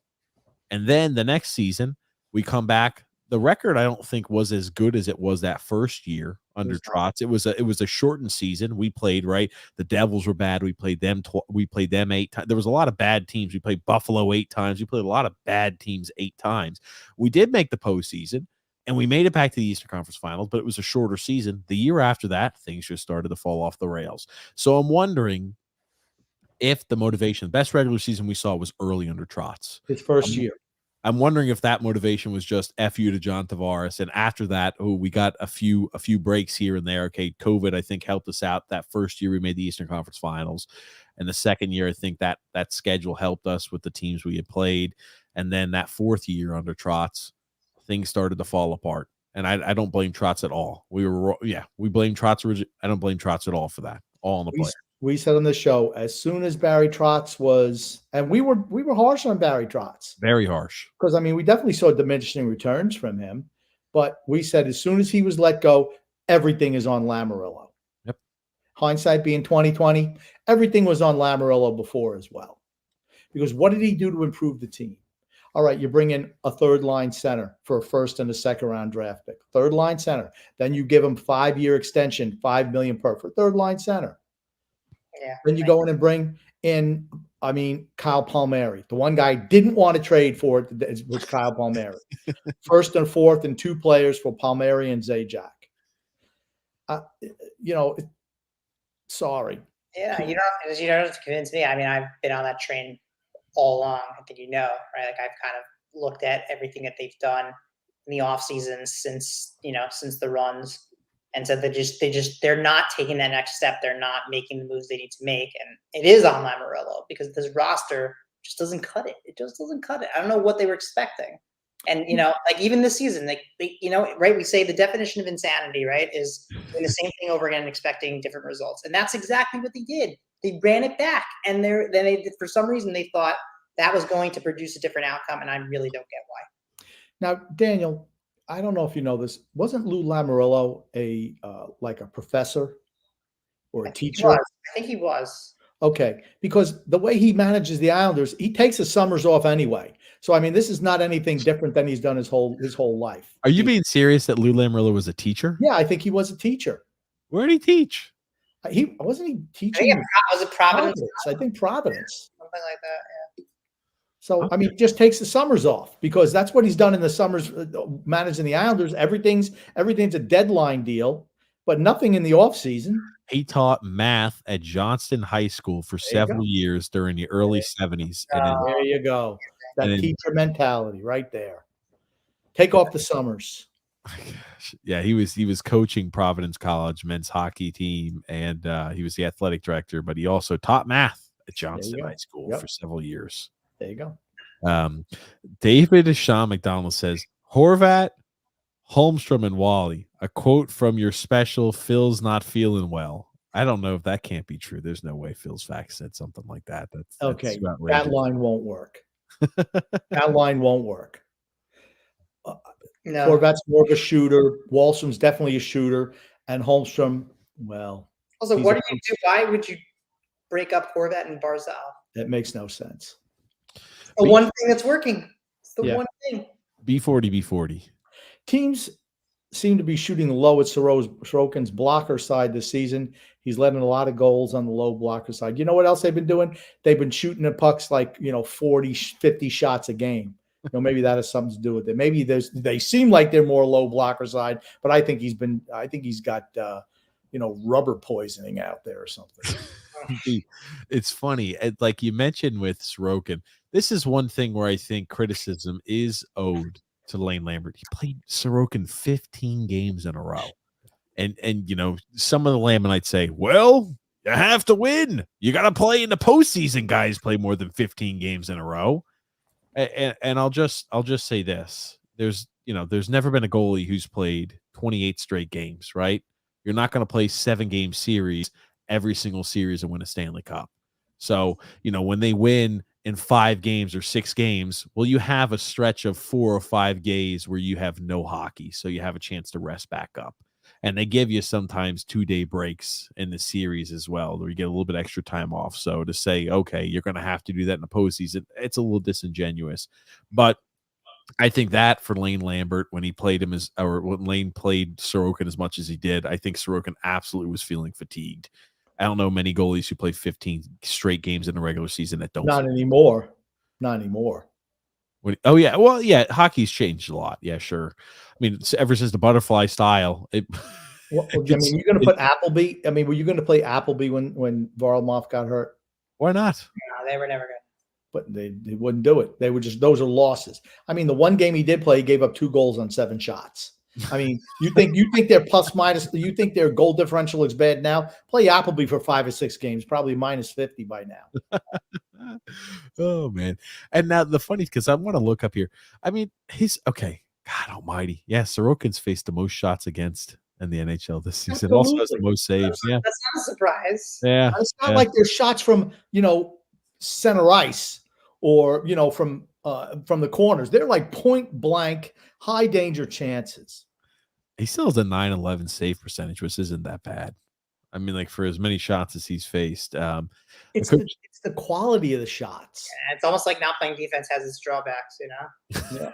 Crazy. I like this year from Coach Tommy B on the show last week. He said this team simply is not good enough, and Malcolm Ledecky just hit us with a 10% increase to season ticket holders. Whoosh. Holy shit! Not good enough. Wow. I feel for you if you're a season ticket holder watching that, and you're going to pay 10% increase. If you're raising season ticket prices, do you think that they're a team that's even remotely considering a rebuild or soft rebuild? Nope. The answer is no. The answer is no. And that means just more bad news for Islander fans. Continuing to double down and double down and double down. Well, the Rangers raised ticket prices and did a rebuild. That is possible. Oh, did they? They're the Rangers, though. No, I didn't know they did that. Yeah. Huh. David Sean McDonald says, what Anders meant was Lou loves me. I love Lou. 27 is Lou's favorite fluffer. Wow. God. These are the comments that X is starring. Jesus, X. Captain Oblivious, says John A. I just like the way that one rings. Here it is. John S. Grumpy said, Take the F&C away from Anders Lee. Oh, yeah, we got a lot of those. And rightfully so. I mean, he's just, with comments like that, he's got to know that's not going to be perceived well by the fan base from a team that is underperforming right now. Anders, the team was outplayed for most of the night at home versus Seattle on a back-to-back, and Sorokin saved everybody's ass with a huge game to salvage that point. Yeah, that was sensational. He was sensational yesterday. Absolutely there. Grumpy hates the Flyers so much he talks about them every show. I think it's almost Grumpy's in disbelief. I am in disbelief. I cannot believe that they're in 3rd place. He hates the Flyers. I can tell you, there's no doubt about that. He's done a great job with them. He's coach of the year. In my opinion, he's coach of the year. I love him. I've always liked him. Really? Yeah. I think he's done a great job. That's for now. He's a guy too. Like we talk about Patrick Waugh. He's an intense coach too, Tortorella. Where it's, hey, if you're not fucking doing what we need you to do, we're gonna start cracking the whip on you, getting you in the line. But you know what? He's also made some adjustments the last few years, and like he's adapted a little bit to the newer NHL, and he's like has that blend almost that some of the coaches never, older coaches never made. And so I admire that a little bit. He's made some changes. He's still a hard, fiery guy, but in terms of his approach with the players, he's made a few adjustments, which I think has helped. And at his age, how many more opportunities is he going to get? Right? He's one of those coaches in the past who's had a very short shelf life. Fiery. He's fiery. No, he's a guy that you hire to win fast or you get rid of 100%. Like Billy Martin used to be. Yeah. B40 says, I just have a feeling Watt is going to bail on this meth after the season. No, I 100% that. This is his ticket back. Yep. And he's not going to do that after his last time he bailed out and spent a 6-year penance out of the NHL. Probably not. And realistically, sorry, go ahead. Yeah. Go ahead. Because realistically, also he knew going into this that like not everything was going to be solved overnight, and he was going to need like a full season with these guys to see what they, I mean, there's no way he thought like, oh, well, now we're going to win this down. I mean, you got to give it some time. Yeah. Road Gamer says, I think Patty Watt is great for Sorokin. I just think they're playing more of it. They're more cognizant of playing team defense for whatever it's worth than they were under Lane Lambert at the end. Matthew has said, played hard. That drove me nuts with Cappy No. Oh, goodness. Oh, man. Some of the quotes were always just, yikes. They were bad. How long was Capuano coach here for, too? I forget. How many years? Way too long. Was it 8 years? Way too long. I forget. It's almost like you blur that No time. accountability. There's no accountability with this organization. For years, right? I'd say it's like that almost now. The general manager holds coaches accountable. I'm not sure the general manager gets held accountable, though, because, right, the general manager said he hand-selected Lane Lambert, right? If you're not a Lane Lambert guy, he didn't even bother interviewing anybody outside the organization. It took 7 days after firing Barry Trotz to say, yep, Selected. Lane Lambert, hand-picked. And should be amputated for that. True. Dan P says, maybe by some chance we win the draft lottery. Here's what I want. I want no trades, no draft picks being traded. And you know what? If you can acquire more draft picks this year, next year, whatever, do it. And just, hey, best player out there. You have to be able to skate, first of all. You got to be able to skate. And that's all I would do. I'm just looking to restock the farm system. That's where I'm at. Goon says, did Senor Wa making the team do extra skating today? Was it right to right the ship? Did he crack the whip? I don't know if it makes any difference at all, to be honest with you. At this point in the season, you're 58, 59 games in. They're guys in their 30s, the vast majority of them. But I love it because it reinforces this idea that there is a new way of thinking in that locker room, and either get on board or get out of the way. And I love that. I love that he is identifying that. He's making it super clear. This is the program. Get with it. And I think that accountability, let's be honest, we have been begging for some accountability. Yeah. That's what that looks like, right? So give him credit. He's holding them accountable for their mistakes. I think he can be the right coach. It's going to be tough with the cast and crew that we have, and if he fails, it's not on him. I'll tell you that.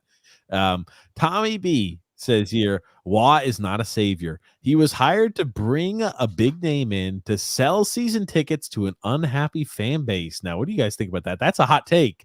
What do you guys think about that? It sounds like Tommy Baffy just beating that drum because you don't want to pay the extra 10%. Oh no! I don't think that's what it was. I don't know. I think ownership brought in Patrick Waugh to be the next GM. That's right. I've said that since the day he was hired.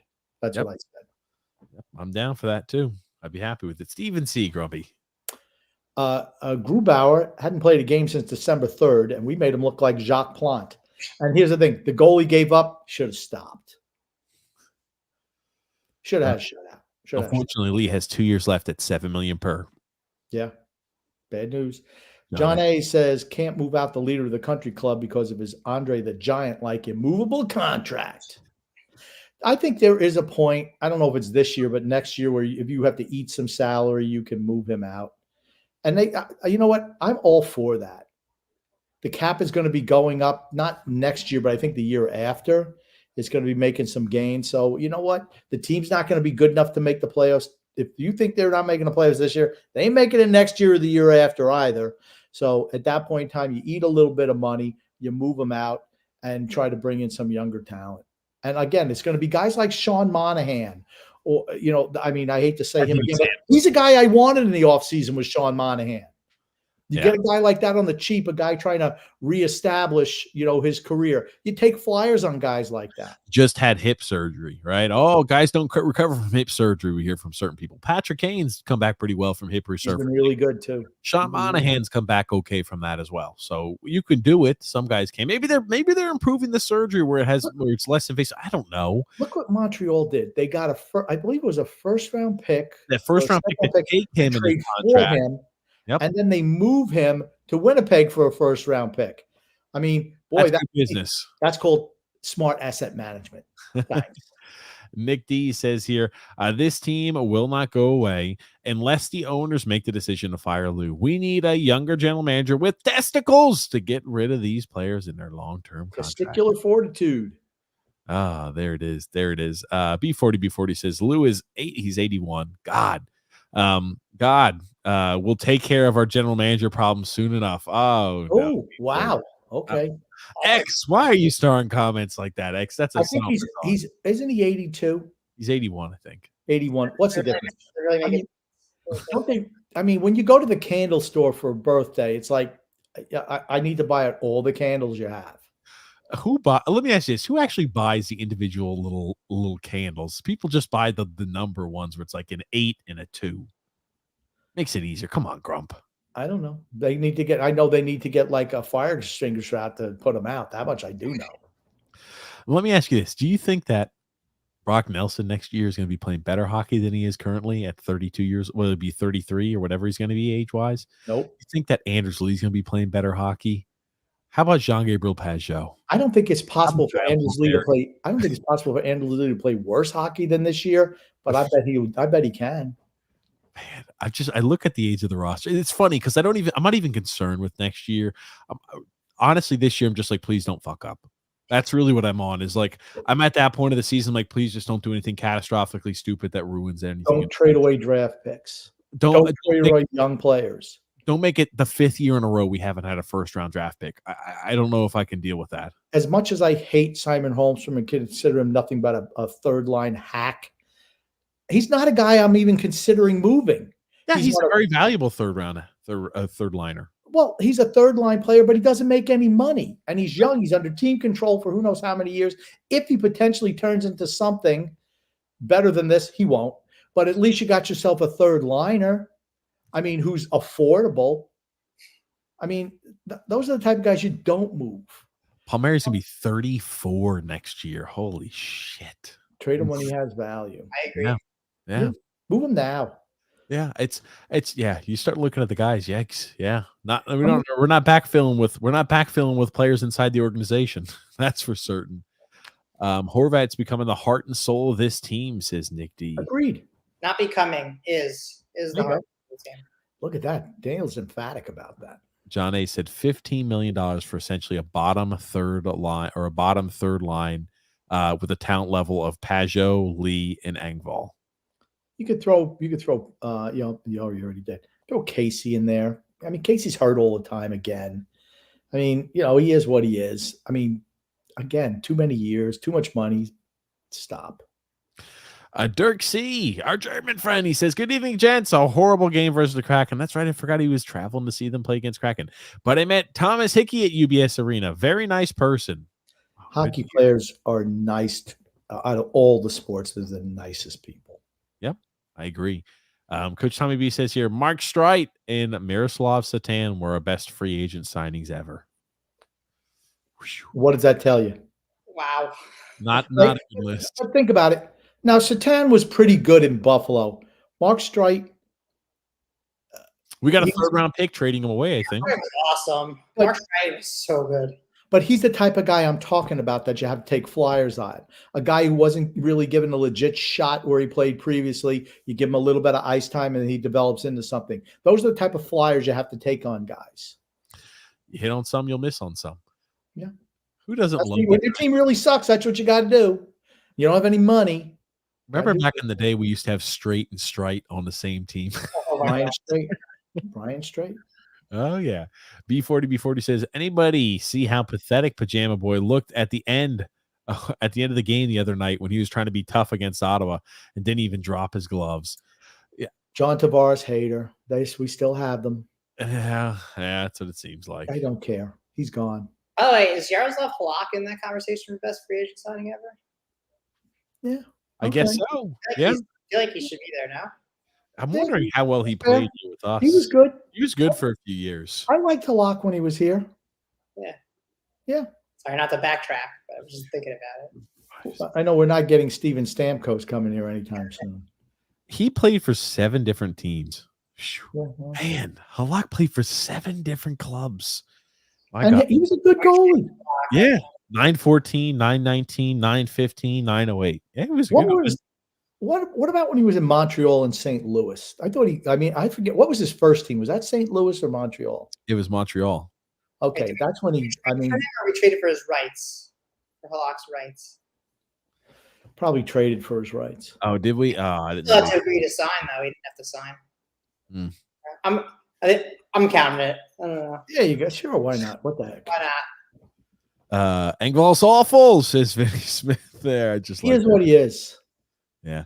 Thomas Fox says, if they do wind up selling, the trades will likely be a late round first at best. Teams rebuilding or not trading their first. Teams draft high picks. You mostly likely have to suck. Yeah, that's what you're going to have to do. But that's why they're willing to offer that. So you get a couple of first round picks off a good team and a prospect. I mean, that's what you're looking for. Frank is saying, oh, go ahead. I'm sorry. I think you'll get more for Nelson. The more I think about it, I think you'll get more for Nelson in the offseason than you will the deadline. But either way, at one of those points, you have to move him. If you retain and you say, hey, we're committing to being poor for a few years and restructuring, if you retain half his cap hit and say, I'm offering Brock Nelson at $3 million per year for the end of this year and next year, you're going to get 2 firsts plus a prospect. I really think that that's a reasonable expect. Thinking about what players are going for now, you have an extra year of cap certainty at $3 million. Holy shit, for a guy who's a bona fide top, he's a second one of the top end second line centers in the NHL. 2 firsts plus a top end prospect, I think, would be the asking price. But here's the thing: we're not going to do that. We're competing for a cup now. Frank says Lou is done now. That's why the owners brought in Wah. He's agreeing with you, Grumpy. That Absolutely. the writing's on the wall. You heard it here first. Freedom, fun, and adventure, Grumpy. Good evening, all. I'm at dinner and got like 5 before she comes back. TJ's going on paternity leave soon. Congrats. Enjoy your time with Paige and the baby. Great blessing for your family. Thank you. Thank you, Freedom, fun, adventure. I will say the shows will be shorter. There will not be as many comments read. They'll probably be a lot shittier without me on, right, Grumpy? And they'll be much more succinct. Oh. You're not going to hear me use words that I don't understand the meanings to, or the misreading of comments. So if you're used to that type of, obviously you're used to that type of trying to decipher what TJ says. That won't be the case with me in charge. Really? You think so? Absolutely. Michael M says Palmieri's been very good. What? What makes him say that? He's got 32 points, 53 games. It's not bad. Minus 15. I know plus minuses and everything, but that second line's been bad all year. It's not been a good line. Palmieri's been did you almost I love the goal that we almost scored against Calgary that Palmieri almost put in the back of the net, where it was like the guy was off sides, he throws the puck in and he finds it in the back of the net and was like, holy shit. For a while I was like, oh, the Island's gonna get credit for this goal. No, offsides by a mile. He's only scored 17 points at even strength. I don't care about even strength. I'm just saying the fact that he's playing on the first power play unit has absolutely helped his production. That's all. Yeah, sure. I mean, again, he's got 32 points. He's on a huge point streak. What is he on, like a 6 or 7 game point streak right now? I don't know. Yeah. Oh man. Yeah. So 32 points. That's pretty good. He may eclipse the highest point total he's ever had as an Islander. Not yet. 33. So, but he will top that. He's had 33 his last 2 years. 33 points. To show you, he's almost identical to what he was last year, except a lot more in the minus area. Look at this: 33 points in 55 games last year. 53 games, he's got 32 points.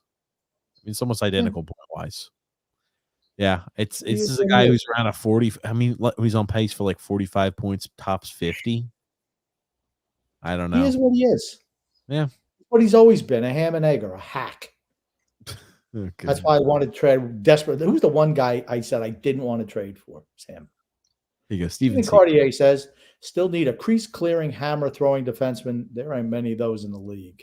Not anymore. Those guys are gone. It's like everybody allows like easy access to the paint there and into the goalie's crease. It's just like, how times have changed. Why does everyone gravitate towards, we need like a tough guy, when it's very obvious that what they need is guys who can actually score goals and produce offense? Like, why is that always the fallback? position. Well, we're just not tough enough or whatever. That's the problem is they have too many big, slow guys that like the Ross Johnstons that they kept around for way too long. Like that was the emphasis. They need to change that. So I think that thinking needs to change a little bit, just to be honest. Every time I see John McClain out there, I think Ross Johnston. Every time. I do too. And I'm like, damn, like Ross is Look really at those hands on Ross. Oh, Ross is slimmed down. He's lost. He's looking kind of small out there on the ice. It's the same thing I think all the time. I'm like, oh yeah, it's not him. We have a star player who's allergic to shooting the puck. Stop. Oh, yeah, that's right. Full stop. He's got 15 goals this year. Yeah. What is he? He's on pace for the most goals he's ever scored in the NHL, isn't he? Sure is. He has 56 points in 52 games. There are no complaints. Yep. No complaints. What are we fighting about? I mean, Michael Moisa here, Grumpy. Out of all these guys' contracts, Palmieri's the only one still earning it. Yeah, no. Brock Nelson's earned his contract, that's for certain. Yeah, not this year. I don't think he's been good this year. Palmieri can actually get you some value back in a trade, to be honest. Move him. See ya. Move. See you later, Kyle Palmieri. You have value, but hold on. Let me just, I'll just, I just figured I'll check just to check. Kyle Palmieri modified no trade clause. So okay, can work with it. Yeah. 16 teams you can't trade him to. That's all. Yeah. Well, he's probably going to pick 16 playoff caliber teams. That means he doesn't have to go anywhere because nobody is going to trade for him if they're not contending for a cup. Freedom in front of the venture, Grubby. Going from TJ the Tyrant to Dictator X, a wise GM would trade everyone but Dobson, Sorokin, Barzell, Horvat, and Romanoff, and Romanoff would keep Nelson, the prospect to Danny Nelson. Yeah, you're not trading anybody in the minors. Friedman, any names of guys you want to acquire? I think that's you, Daniel. I've never. I mean, isn't it easier to spell Daniel than Friedman? I mean, isn't it nicer? That's a lot of letters. Names of guys you want to acquire. Well, the truth is, I would be looking right now more for younger players with some upside, maybe, because I think most of the guys that they can trade right now, they're going to be getting kind of like futures back, right? We're talking about draft picks or things, but I would look to try and see, can they get a younger player too that needs to change the scenery? Can they get creative? Because they're going to have to get a little creative. They're going to have to hope for a diamond in the rough a little bit. I don't think that it's in their best interest right now, unless it really presents itself and it's worth it long term for them and they have an opportunity to get a really good player, at least at the trade deadline. I think their focus needs to be on either getting some diamonds in the rough or getting assets that they can then flip for the pieces they need in the offseason. So, I don't think there's that one player that's really going to solve everything right now. There you go. There it is. Got here a comment. I tell you what, Daniel's really good at giving non-answer answers, isn't he? He's a profession at it. He's a politician. I like it. But I don't disagree with what he said. David Shaw McDonald. Connor McDavid is a name that I would be interested in. There you go. I'm on board. I'm on board. There you go. David Shaw McDonald says, Wad needs to do what I do when guys on my crew don't pull their weight, verbally abuse, and make complete unfiltered fun of said dipshit, forcing them to quit. There you go. Well, I don't know. That's old school. That's for certain. With the amount they're getting paid, I'm not sure they're going to quit. That's for certain. Who offers up more sports-related hot takes nowadays, Daniel Friedman or Stephen A. Smith? I don't watch Stephen A. Smith, but I think he's more of getting into the political realm for some reason. And Daniel, I don't think any of his takes have been really hot. But I'm still going to go with Daniel. Oh, there it is. He has to be very relieved to hear that because I'm sure he doesn't hear that very often. I'm sure not. But either way, I'm honored to be mentioned in the same breath as someone who makes a lot more money than I do. So that's great. Freedom one that says, TJ, how do you stop diminution? Is that even a word? I don't know. Let me look that up. I don't even know how to pronounce that, if that is a word. And if I'm flabbergasted how discombobulated these bunch of nincompoops look.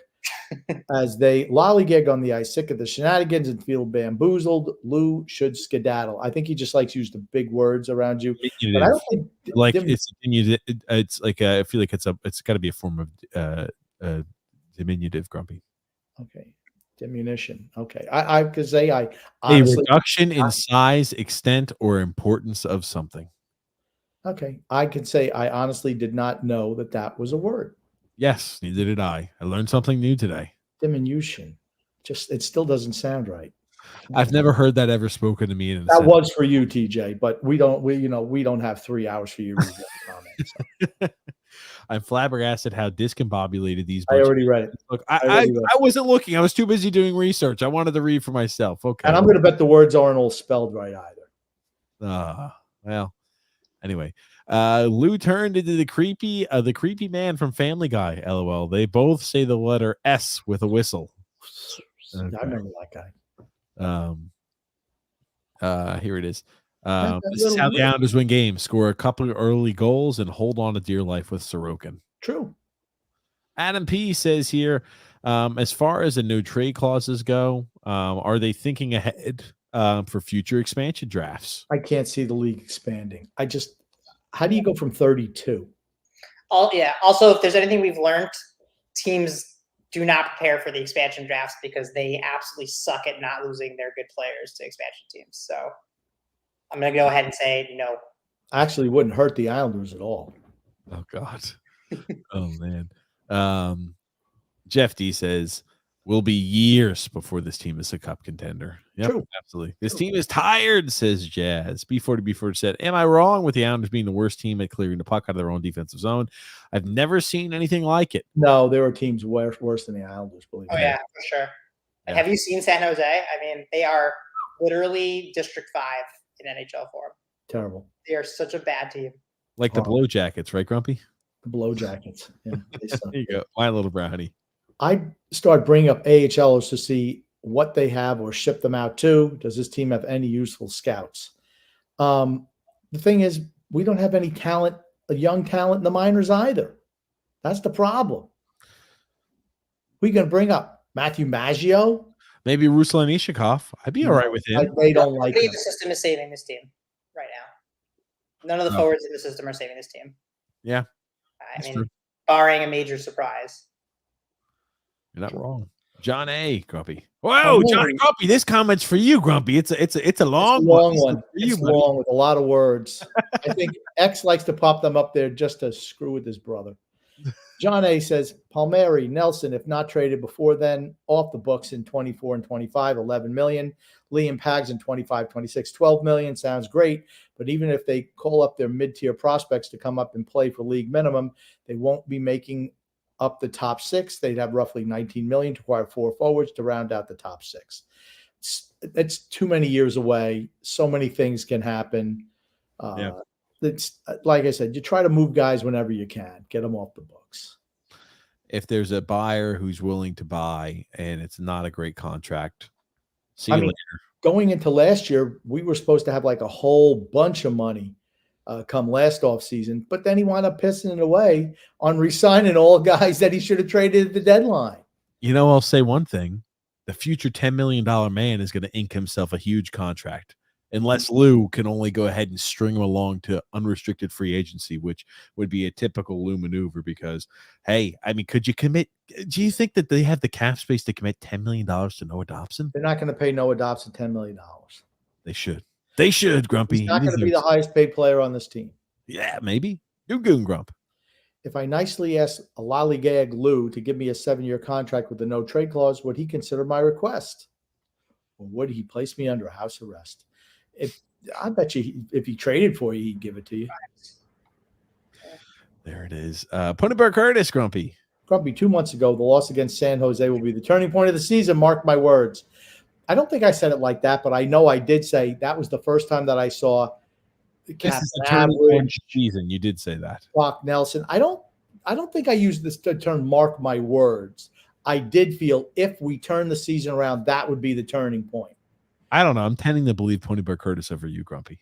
I also think that could have been in some way. I feel like that was the point where Lou Lamoriello said, okay, we need a new coach and I need to start figuring out who that's going to be. I think that was a defining moment of their season. Well, there you go. So I'm going to stick anything that could possibly prove my take. I'm going with that. God. Here we go. Anthony Rizzi said, forgot about the podcast. Just wanted to say, we effing suck. Oh, man. And I like Waugh, but we suck. And we need to move guys like Nelson, Palmieri, and Pellick now. Well, oof. Pellick's tough to move. No trade clause for a guy who's going to be 30. He's only got 7 more years on the deal. Jeff D. Grumpy. Should have rebuilt at the 2022 trade deadline. Doubling down was a huge mistake that set the franchise back years. Really, at this point, it doesn't matter. The team is going nowhere. True. And I think a lot of fans are kind of coming to that realization now. Well, no, a lot of fans are starting to get upset now because they're now just starting to realize this. But like for me, I'm hopeless. What stage of death are they at then? For grief, you mean? So is it grief? I don't know what the first one is. 7 stages Anger, of grief. anger, bargaining. Yes, depression. it is. They're at anger. They're at anger. Grumpy. That's I early. already feel like I'm past anger and I'm past bargaining. I feel like I'm already at depression. So we're moving along pretty nicely. And then acceptance, right? Acceptance is the last one. We've been anger was a long time ago. I still was kind of angry, still even leading into this season, but I've done a lot of growth this year. No, I knew. No, I'm at full acceptance right now. I accept. You know, a movie that was from TJ? No, of course you know. It was from Lenny. Nice. Oh no. So it's denial, pain, and guilt. Hold on, this can't be right. Is it denial, pain, and guilt? It's shock, denial, anger, bargaining, depression, acceptance, and hope, and processing the grief. There's too many. That's too many. No, they're putting shock. Shock is one. It must be new. They need just like everything in today's society. Let's add something else to something that's been existing forever. It'll make it better. The more ridiculousness we throw on it, it makes it better. Okay, there's 5 stages. They updated. That's what I said. 5. Yeah, it's only 5. It's only 5. Then we don't need extra 2. We don't need to reinvent the wheel on something that's been in place forever. Denial, anger, bargaining, depression, and then acceptance. Oh shit, Grumpy, we're almost through. There you go. We've already gone through the denial portion. This can't be doing. I was never in denial. I was in denial. After the first year loss to Tampa, that was the year to double down. They didn't do it. The second year, they didn't do it again. That's when I'm like, I'm done with denial. What was next? Anger. I was angry after the second year. First year, I wasn't angry. First year was denial. I wasn't even in denial. I'm like, I knew what we needed to do. Then anger. Then what's next? Then you've got here bargaining. Yes. Yeah, bargaining. I've been in bargaining for the last couple of years. Well, if we do this, we can do a soft rebuild and get the team back up. Then was depression. Depression. Yep. That's I right. never got depressed. I went right from bargaining and man, I'm done. I've accepted it. Last off season was the last thing of the bargaining and depression maybe. And now I'm full acceptance. Not good enough. We used to come on our podcasts and show and talk about this is the way we can get out of this. This is the way we can avoid. Do you remember that shit? Hundreds of times. For years. And now we don't even do that. The old man didn't listen. This is why he's captain of he's John Smith, the captain of the Titanic. Jake Kariakis, Grumpy. He said, layup question for Grumpy. I love these. Why is it that other teams seem to play better than us? More Why talented. could that be, Grumpy? Why could that be? More talented, and they play to win. David sound like Donald Grump. We've botched every rebuild and retool for 35 plus years. What makes you or anyone believe after 35 years will be different anytime soon? We have a legitimate owner who will put money into the team. So we would have ideally the proper proper scouting staff, proper head coach, and proper general manager to make that rebuild happen, where we haven't in the past. That's the only thing that makes me believe that this could be different this time in the rebuild. But we can't even ask that question yet because we still are believing it's not going to happen. Here you go. Ponyberg Curtis. TJ's poor pregnant wife. Hold on really quickly. I like how X stars this comment for Grumpy Old Man to read. Go ahead. Thanks so much, X, for starring this one. Go ahead, Grumpy. TJ's poor pregnant wife. all alone on Valentine's Day evening while her deranged husband talks to some senior citizen and a human weasel about sports puck. The divorce papers will be in soon. I don't know who he's talking about. Daniel, I'm going to say I'm probably a The senior old senior citizen, and somehow you have become a human weasel. What the heck? That's Powerful. that's It's that's okay. not appropriate. I've Now, been here's called the a thing. Christopher fool. Just to let you know, Pony Boy Curtis has some type of mad cow disease Fresh eating disease right or now. flesh-eating disease all over his Hopefully body. he's getting better, by the way. I've told way worse things before. It's okay. Okay. Now, I would never call you a sports weasel or whatever the hell he is that he called you. It's creative. I'll give him that. It is creative. It's creative. It's It cute. took him all night to come up with that. It was a good one, though. Anthony Rizzi. If you listen to Watt in his interviews, he keeps saying we need more speed, especially with Barzell and Horvat. You can tell he does not like Lee. Thank God someone else sees what we all see. Yeah. Right. How many years have we been talking about that? Yeah, absolutely. The preseason has started, says Jake. I just like that one. Frank says here the owners will love Lou along next year. Mark my words, they've made some deserved money from UBS, and that's monumental dollar money effort. But they ain't stupid. What by Lou? Okay. They made some money under Lou is what I took away from that, and now they're getting ready to say goodbye. Brandon Nelson, he says here, this team needs to trade Nelson, Palmieri, and Pajot for as many futures as possible. I think we're all in agreement on that, right, Daniel? Absolutely. Yeah, pretty much.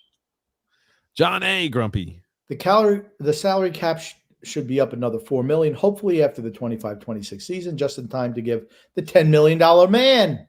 Yeah, the $10 million man. Oh man, I just hope at that point I'm right. So it's like, I'm hoping it's a $10 million. Ponyberg Curtis, Grumpy. Grumpy, do you think Patrick Waugh and Lou go to strip clubs together and pop bottles and get wavy and achieve erections together? See, Ponyboy Curtis has gone off the rails tonight. There are nights when he just kind of gets like that. Frank from Empire State says, I wish we had Ross in a way. We need to keep one enforcer, and my guy Matt is getting old like me. There's no physicality in the game anymore at all, really. Yeah. None. Or at least not that kind of physicality. Yeah. I mean, there is physicality, but not that kind. Now, Daniel, how old are you, Daniel? I'm 34. See, he's a baby too. There's no physicality in the game anymore.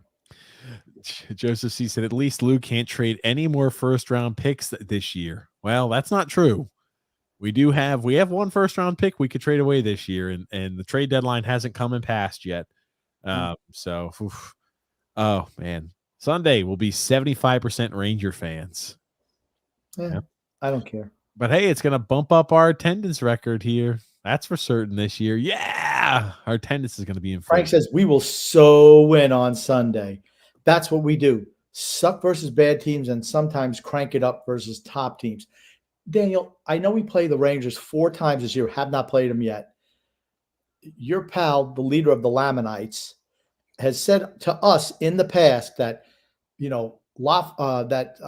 Laviolette knows how to play and beat the Islanders. Do you think we go 0-4 against the Rangers this year? I don't think so. And I think the Rangers, like the Leafs, the Rangers are the kind of team that will get the Islanders hyped up to play. And I feel like no matter how bad the Islanders have always been in past years, they always seem to take their game to another level when they play the Rangers. I think it gets them psyched. So I don't anticipate that kind of outcome now. Even with Laviolette as coach. I don't think it matters. I mean, the leader of the Lamanites, the king of the Lamanites, his hero. Okay. I don't know. I mean, Laviolette's a great coach. He is a great coach. I don't see what that has to do with the Islanders. The Islanders team he coached is long gone. But Bruce Harper says here, do you also question the use of steroids by Sorokin?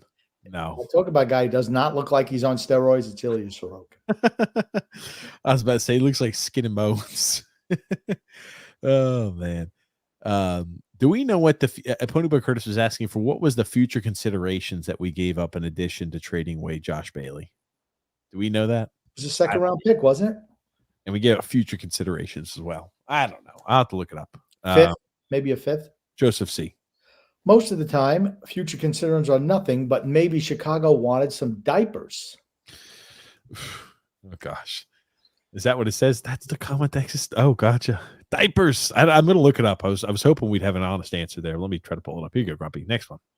Okay, hold on. The 2024-25 preseason has started. I think we read that one already. I started twice. Fire Lou, hire Grump. Yeah. Says I'll tell you what, you think they're scared of Patrick Waugh? Wait till I got there. Who's replacing TJ? X No is. one. X will be on there, but Look. X is a freaking novice, honestly, when it comes to the Islanders. So he's just pretty much going to be asking, like TJ's job is supposed to be a host and just ask questions and not give his useless opinions. It's going to be more like that. Oh gosh. Okay, here you go. Joseph C. Grumpy. Congrats on the baby, TJ. All hail the supremely talented Son X to run the show. See, they know how to get their comments read. Well, thank you, Joseph. I appreciate it. Thank you. I'm not seeing. All I'm able to see is just future considerations. That's all that's listed with that. So I don't know what those considerations are here. Pony Curtis says, "What's absurd is Philly is so clearly still in the playoff spot and has been all year. Do they make it to the end, boys? Are you placing your bets now?" I think they do make the postseason, Grumpy, but I'll let you take it there. And same with Daniel. I don't think they're going to make the playoffs. I still don't value Philadelphia much. I just don't think they're good enough. Yeah, have you seen any Philly games, Daniel?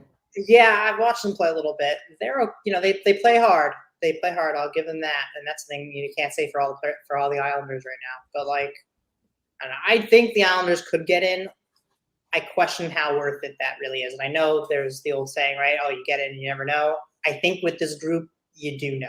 You kind of know. They don't have any of those pieces that makes you think like, well, they could really make some noise. And I know the regular season hasn't gone the way they wanted, but look at this team, they could do some damage. That they don't have that. They just when you can tell. You can look at the teams that have had success in the past. You can compare them to what the Islanders have. It doesn't stack up. I 100% agree. Just doesn't have it. David Sean McDonald says, I laugh every time when I hear people talk about how badly we need a legitimate first-line winger. I've been saying this for years, while those sharp marble fans wanted a third pair defenseman instead. True. They're usually Lamanites, so you can't take them seriously. James Farrell says, guys, I hope they don't do this, but I'm hearing rumors that the Islanders are thinking of getting Eberle. Your thoughts? Okay. That's the imbecile Phil is spreading that type of ridiculous rumor. Why would they want Jordan Eberle, first of all? Why would you bring a guy who's 34, 35 years old back to this team? He plays right wing. Where are you going to play him? You're going to move Matt Barzal to left wing? Is that what you're going to do? It makes no sense. Again, unless you're getting Jordan Eberle for, I don't know, a 7th round pick. 10 years cheap, why not? If he's cheap, why not? I don't know. It can't hurt. We don't have money either. That's an issue. We don't have any salary cap space. So it's tough to bring anybody in without moving other money out. I don't want Jordan Eberle back, particularly after watching last night. Absolutely not. I don't want him back. He's done. He's toast. Michael M. says, Dan, discuss your time working for the Islanders. We need good stories. Okay. I can give 2 quick stories. One good, one not as good. The first one. Should we guess which is a good one and which one's not? Yeah, why not? So I remember this was going back to the Straight thing when Brian Straight was on the Islanders. There was a point where he was basically a traffic cone, and we were kind of like wondering why he was in the lineup. And I kept getting asked on Twitter, why is Brian Straight in the lineup? So I just got sick of answering it. So I just put it in my Twitter bio. And I said, I don't know why Brian Straight is in the lineup. Please stop asking. This is a bad one. I can tell this is a bad one. I'm not sure how you can tell. Yeah, but and at one point I got approached by Islanders PR, and I'm not kidding. And they said to me, Brian Straight saw you, or no, sorry, it wasn't Brian Straight. It was Mike Motto. I'm sorry. It was Mike Motto. So I said, I don't know why Mike Motto's in the lineup. And I got approached by Islanders PR, and they said, Mike Motto is upset with your Twitter bio.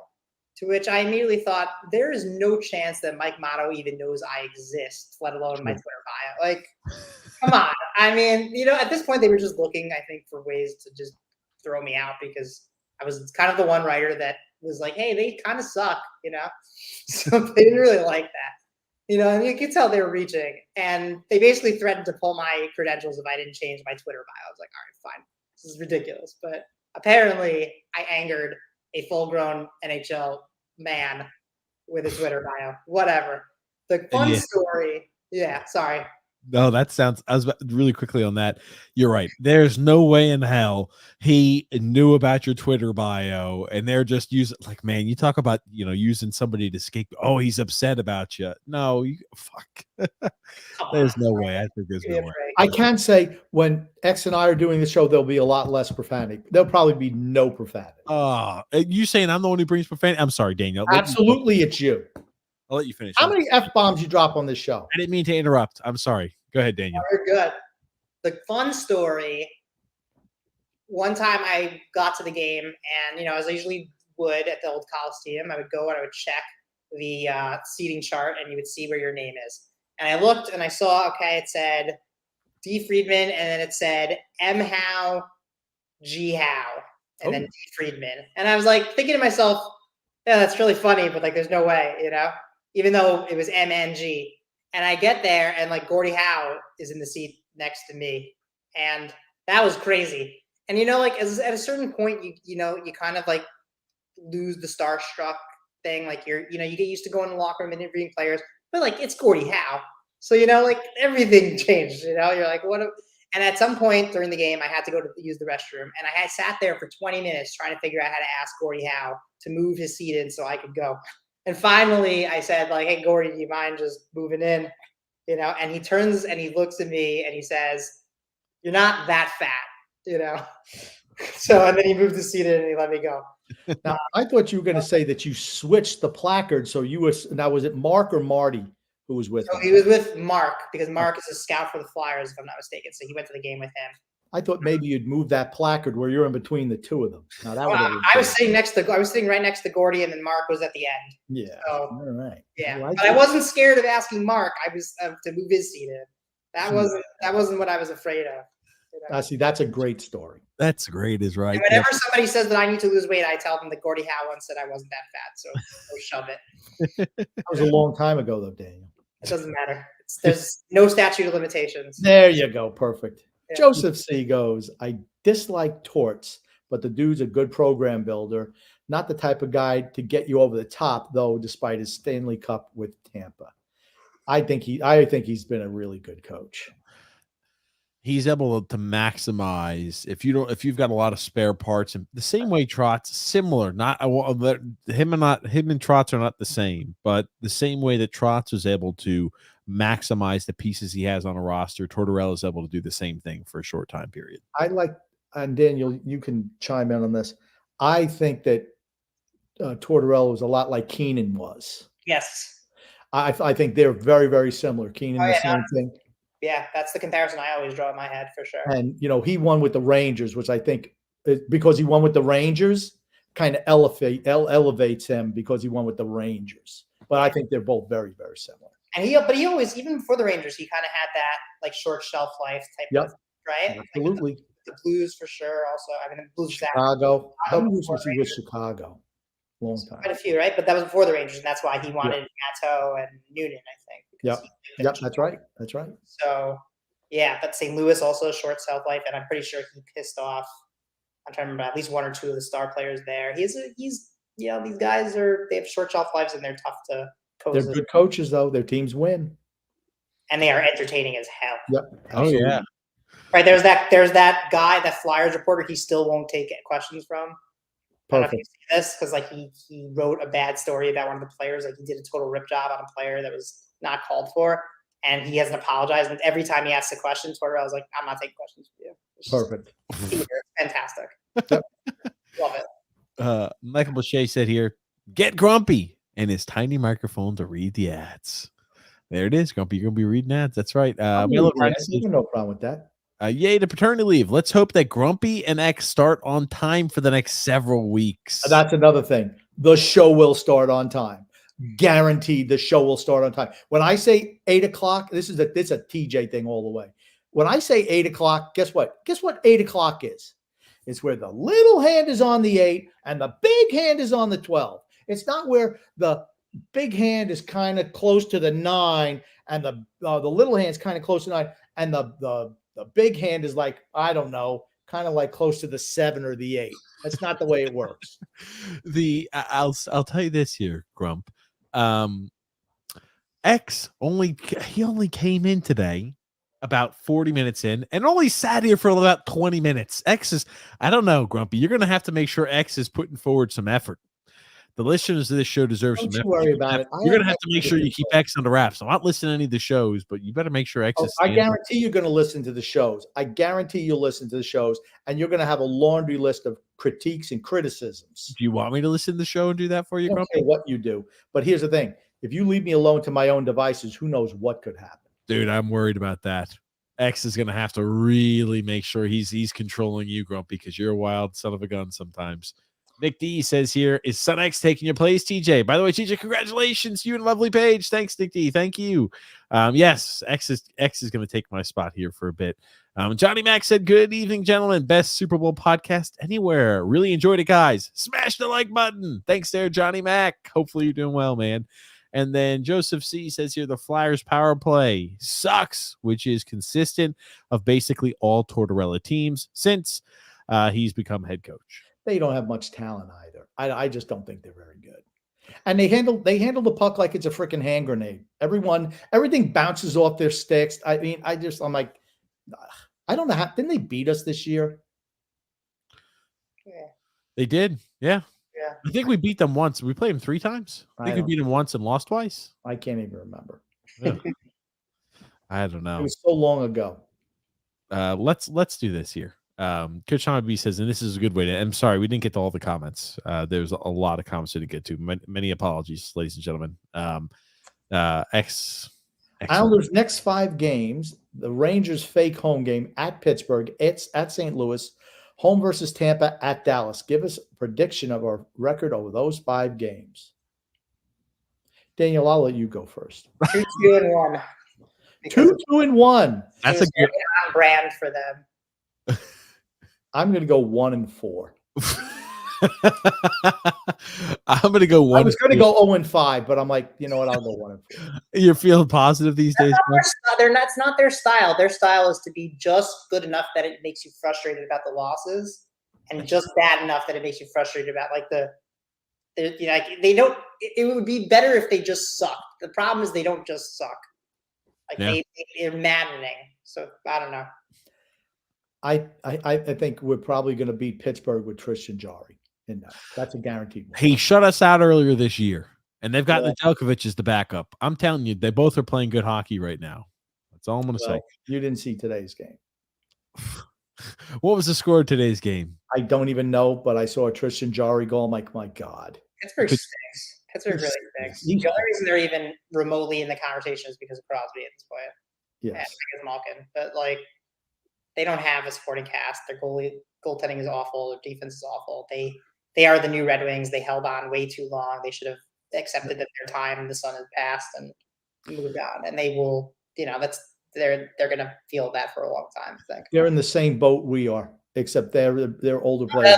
But they won. At least they won championships. Yeah. I think them and Washington are very identical, where it's like, hey, they should be both those teams blowing it up.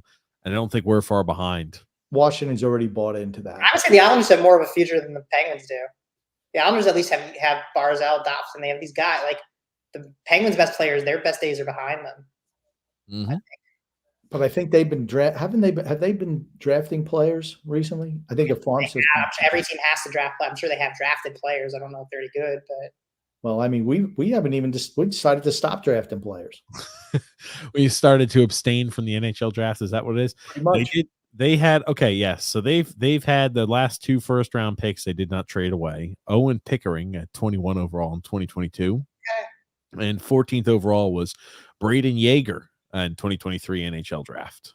I couldn't tell you any of them. I don't know about those players, but yeah, I guess they're starting to say we can't afford to trade away first round pick after first round pick.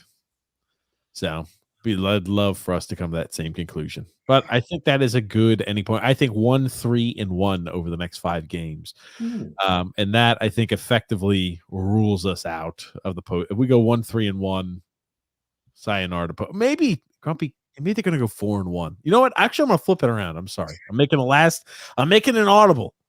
4-1 from the Islanders after Patrick Wall went ahead and skated them really hard. So that means more bullshit we'll have to listen to from Phil. 4-1. 4-1. The reason behind my thought process is it's gonna give. Phil has been texting me every single day. They're going to go on the run starting now. They're going on the run starting now. It means I'm going to have to listen to that bullshit some more, and that usually is how it works. So I'm saying they're going on the run because it's just more BS I'm going to have to listen to from that maniac Phil's facts. Phil's a hammerhead. But realistically, I'm saying 1-3-1. Anyway, let's wrap things up here. Grumpy. Daniel, what do you want to say before we wrap things up? What are your thoughts here for the rest of the year? Yeah, I think the Islanders, they have a shot here at the playoffs, but I just don't think that they really are in a position to really do any damage. And I think that they need to really carefully consider what they want to do here. I think they need to accept that there are going to be changes in this team's short-term, near future, and it's better to start that process now. Like, I know it is appealing, right? It's like, we can get in and you never know, but look yourself hard in the mirror and be honest. They don't have it. And I think they need to come to terms with that. I mean, that doesn't mean you don't play with pride. That doesn't mean that you don't try, and it doesn't mean you don't start laying the foundation. But I think, like, in terms of some of these guys that they may have to consider moving, I know there's a lot of resistance to the idea of trading Brock Nelson on Twitter. I get it. I understand it. He's a loved player. He's talented. But you have to weigh the benefits of keeping him around versus what the team can do if he's here, with what you could get for him. And you need to take a step back and understand that trading him may very well be in their best interest at this point. I think they really do need to start thinking about that transition. I don't think it needs to be a full rebuild, but something has to change and it has to start sooner rather than later. Yeah. Absolutely. And Grumpy, what do you want to say before we wrap things up here? I guess I'll ask you what your thoughts are here the rest of the year, Grumpy. Oh, don't worry. I got plenty of time for my own thoughts when you're not on the show anymore. Okay. I'm just going to say love and laughter to everyone who listens and even those who don't. From TJ, the grumpy old man, Daniel Friedman, and behind the curtain, SunX. Thank you for your 10 minutes of work and effort today, SunX. It was greatly appreciated for the 10 minutes you logged in and did something. All kidding aside, thanks, SunX. Thank you, Daniel, for coming on the show. Love to have you. Always happy to have you on the show. Can't wait to have you back, too, at the end of the season. Hopefully, the Islanders will have made the right decisions. Hopefully, we'll have a new GM to talk about. Getting excited. Maybe we'll miss the playoffs. I mean, do you real quick, do you think Lou survives if they miss the playoffs? Do you think he survives another year? Yes. I don't like hearing that. I think he's going to retire of his own volition at some point over the next 2 years, but I don't think they're going to fire him.